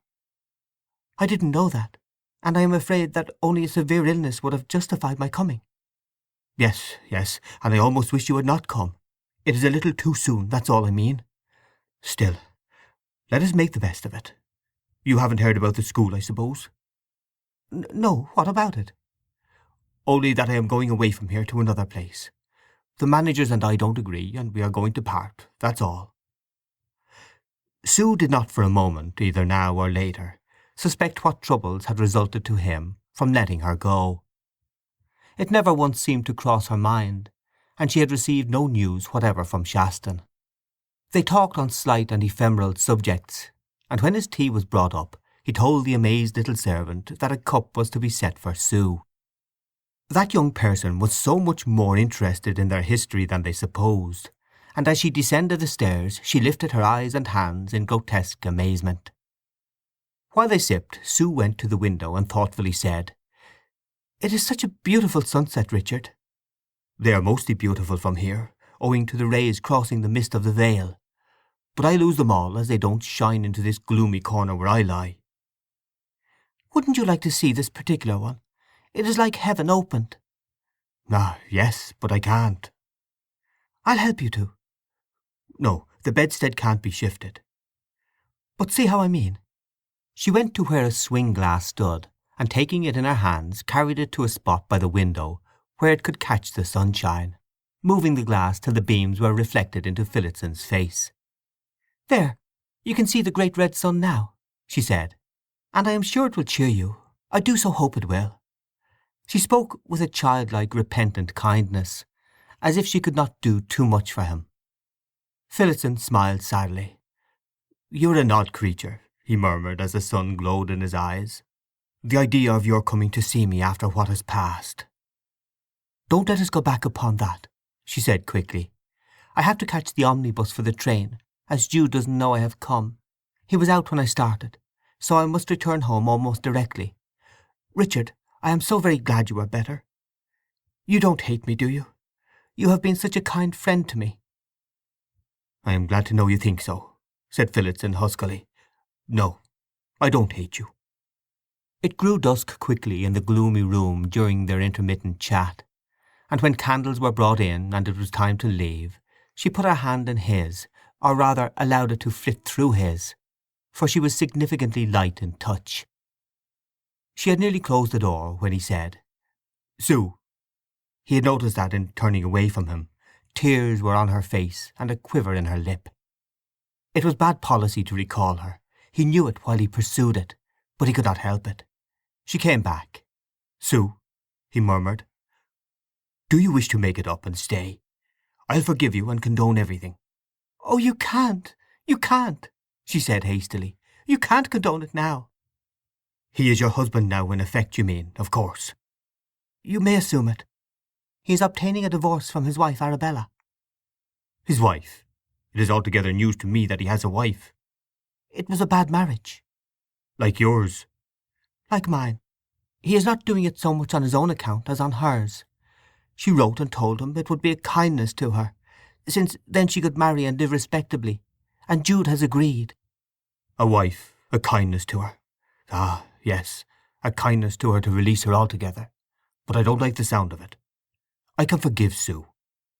"No, no, you can't have me back now I have been so wicked as to do what I have done." There had arisen in Sue's face that incipient fright which showed itself whenever he changed from friend to husband, and which made her adopt any line of defence against marital feeling in him. "I must go now. I'll come again. May I?" "I don't ask you to go, even now. I ask you to stay." "Thank you, Richard, but I must. As you are not so ill as I thought, I cannot stay." "She's his from lips to heel," said Phillotson, but so faintly that in closing the door she did not hear it. The dread of a reactionary change in the schoolmaster's sentiments, coupled perhaps with a faint shamefacedness at letting even him know what a slipshod lack of thoroughness, from a man's point of view, characterized her transferred allegiance, prevented her telling him of her, thus far, incomplete relations with Jude. And Phillotson lay writhing like a man in hell as he pictured the prettily dressed, maddening compound of sympathy and averseness who bore his name returning impatiently to the home of her lover. Gillingham was so interested in Phillotson's affairs, and so seriously concerned about him, that he walked up the hillside to Shaston 2 or 3 times a week, although there and back it was a journey of 9 miles, which had to be performed between tea and supper after a hard day's work in school. When he called on the next occasion after Sue's visit, his friend was downstairs, and Gillingham noticed that his restless mood had been supplanted by a more fixed and composed one. "She's been here since you last called," said Phillotson. "Not Mrs. Phillotson?" "Yes." "Ah, you have made it up." "No. She just came, patted my pillow with her little white hand, played the thoughtful nurse for half an hour, and went away." "Well, I'm hanged. A little hussy." "What do you say?" "Oh, nothing." "What do you mean?" "I mean, what a tantalizing, capricious little woman. If she were not your wife—" "She is not. She's another man's except in name and law. And I have been thinking, it was suggested to me by a conversation I had with her, that in kindness to her I ought to dissolve the legal tie altogether, which, singularly enough, I think I can do, now she has been back, and refused my request to stay after I said I had forgiven her. I believe that fact would afford me opportunity of doing it, though I did not see it at the moment. What's the use of keeping her chained on to me if she doesn't belong to me? I know, I feel absolutely certain, that she would welcome my taking such a step as the greatest charity to her. For though as fellow creatures she sympathizes with and pities me, and even weeps for me, as a husband she cannot endure me. She loathes me. There's no use in mincing words. She loathes me. And my only manly and dignified and merciful course is to complete what I have begun. And for worldly reasons too, it will be better for her to be independent. I have hopelessly ruined my prospects because of my decision as to what was best for us, though she does not know it. I see only dire poverty ahead from my feet to the grave, for I can be accepted as teacher no more. I shall probably have enough to do to make both ends meet during the remainder of my life, now my occupation's gone, and I shall be better able to bear it alone. I may as well tell you that what has suggested my letting her go is some news she brought to me. The news that Fawley is doing the same." "Oh, he has a spouse too? A queer couple, these lovers." "Well, I don't want your opinion on that. What I was going to say is that my liberating her can do her no possible harm, and will open up a chance of happiness for her which she has never dreamt of hitherto, for then they'll be able to marry, as they ought to have done at first." Gillingham did not hurry to reply. "I may disagree with your motive," he said gently, for he respected views he could not share. "But I think you are right in your determination if you can carry it out. I doubt, however, if you can." End of chapter 6.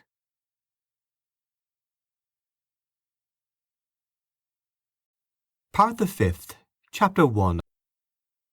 At Aldbrickham and elsewhere.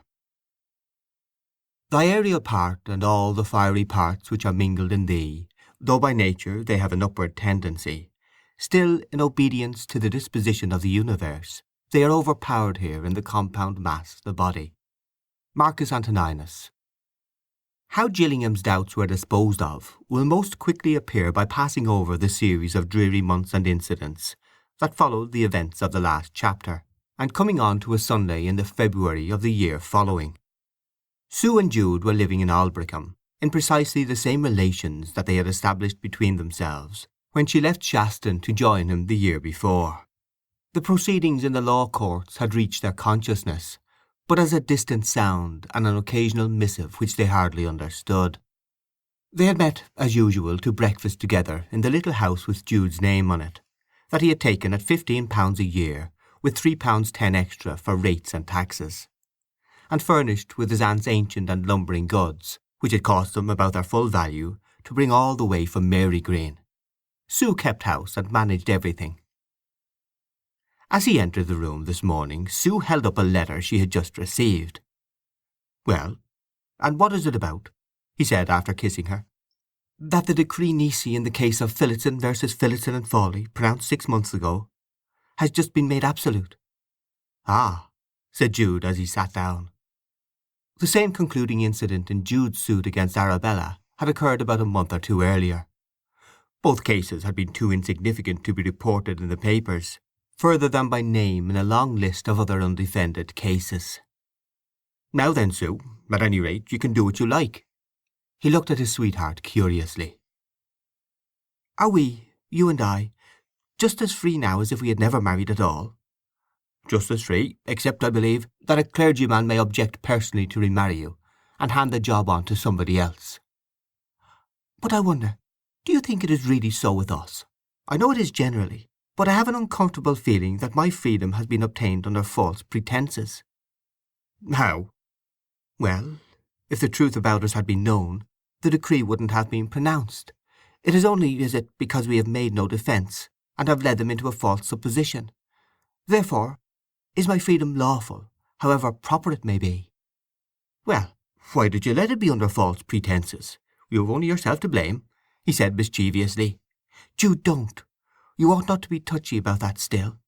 You must take me as I am." "Very well, darling. So I will. Perhaps you are right. As to your question, we were not obliged to prove anything. That was their business. Anyhow, we are living together." "Yes, though not in their sense." "One thing is certain, that however the decree may be brought about, a marriage is dissolved when it is dissolved. There is this advantage in being poor obscure people like us, that these things are done for us in a rough and ready fashion. It was the same with me and Arabella. I was afraid her criminal second marriage would have been discovered and she punished. But nobody took any interest in her, nobody inquired, nobody suspected it. If we'd been patented nobilities we should have had infinite trouble, and days and weeks would have been spent in investigations." By degrees Sue acquired her lover's cheerfulness at the sense of freedom, and proposed that they should take a walk in the fields, even if they had to put up with a cold dinner on account of it. Jude agreed, and Sue went upstairs and prepared to start, putting on a joyful coloured gown in observance of her liberty, seeing which Jude put on a lighter tie. "Now we'll strut arm in arm," he said, "like any other engaged couple. We've a legal right to." They rambled out of the town, and along a path over the low-lying lands that bordered it, though these were frosty now, and the extensive seed fields were bare of colour and produce. The pair, however, were so absorbed in their own situation that their surroundings were little in their consciousness. "Well, my dearest, the result of all this is that we can marry after a decent interval." "Yes, I suppose we can," said Sue without enthusiasm. "And aren't we going to?" "I don't like to say no, dear Jude, but I feel just the same about it now as I have done all along. I have just the same dread lest an iron contract should extinguish your tenderness for me, and mine for you, as it did between our unfortunate parents." "Still, what can we do? I do love you, as you know, Sue."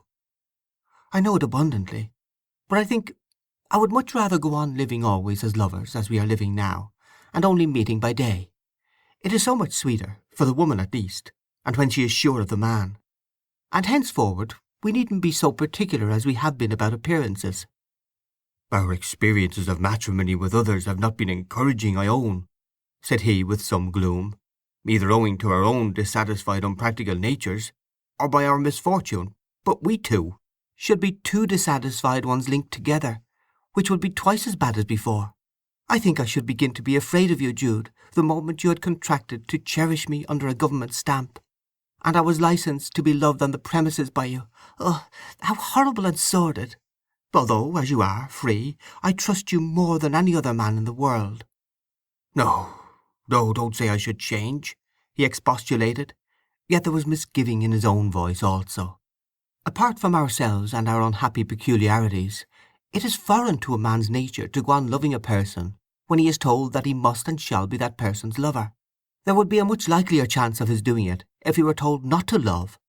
If the marriage ceremony consisted in an oath and signed contract between the parties to cease loving from that day forward, in consideration of personal possession being given, and to avoid each other's society as much as possible in public, there would be more loving couples than there are now. Fancy the secret meetings between the perjuring husband and wife, the denials of having seen each other, the clambering in at bedroom windows, and the hiding in closets. There'd be little cooling then. Yes, but admitting this, or something like it, to be true, you are not the only one in the world to see it, dear little Sue. People go on marrying because they can't resist natural forces, although many of them may know perfectly well that they are possibly buying a month's pleasure with a life's discomfort. No doubt my father and mother and your father and mother saw it, if they had all resembled us in habits of observation. But then they went and married just the same, because they had ordinary passions. But you, Sue, are such a phantasmal, bodiless creature, one who, if you'll allow me to say it, has so little animal passion in you that you can act upon reason in the matter, when we poor unfortunate wretches of grosser substance can't. Well," she sighed, "you've owned that it would probably end in misery for us. And I am not so exceptional a woman as you think. Fewer women like marriage than you suppose, only they enter into it for the dignity it is assumed to confer, and the social advantages it gains them sometimes. A dignity and an advantage that I am quite willing to do without." Jude fell back upon his old complaint that, intimate as they were, he had never once had from her an honest, candid declaration that she loved or could love him.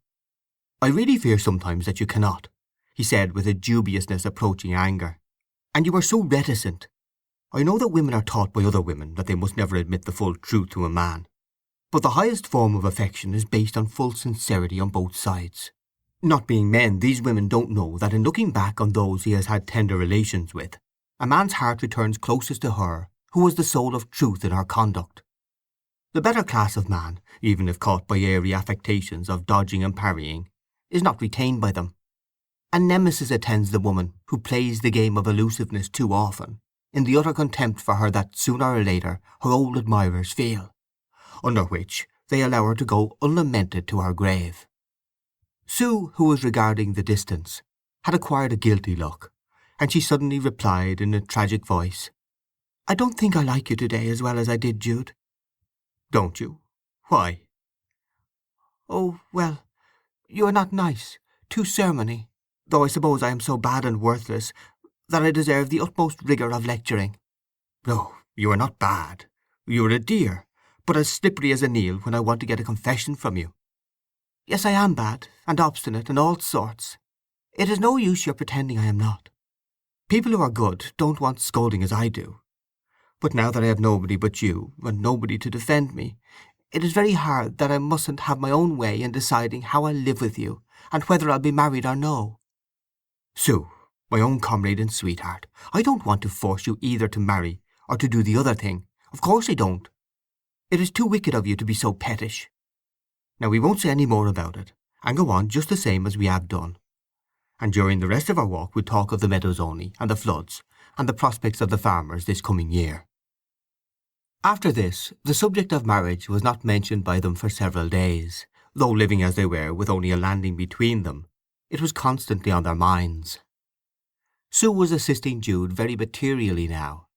He had latterly occupied himself on his own account in working and lettering headstones, which he kept in a little yard at the back of his little house, where in the intervals of domestic duties she marked out the letters full size for him, and blacked them in after he had cut them. It was a lower class of handicraft than were his former performances as a cathedral mason, and his only patrons were the poor people who lived in his own neighbourhood, and knew what a cheap man this Jude Fawley, monumental mason, as he called himself on his front door, was to employ for the simple memorials they required for their dead. But he seemed more independent than before, and it was the only arrangement under which Sue, who particularly wished to be no burden on him, could render any assistance. End of Chapter 1.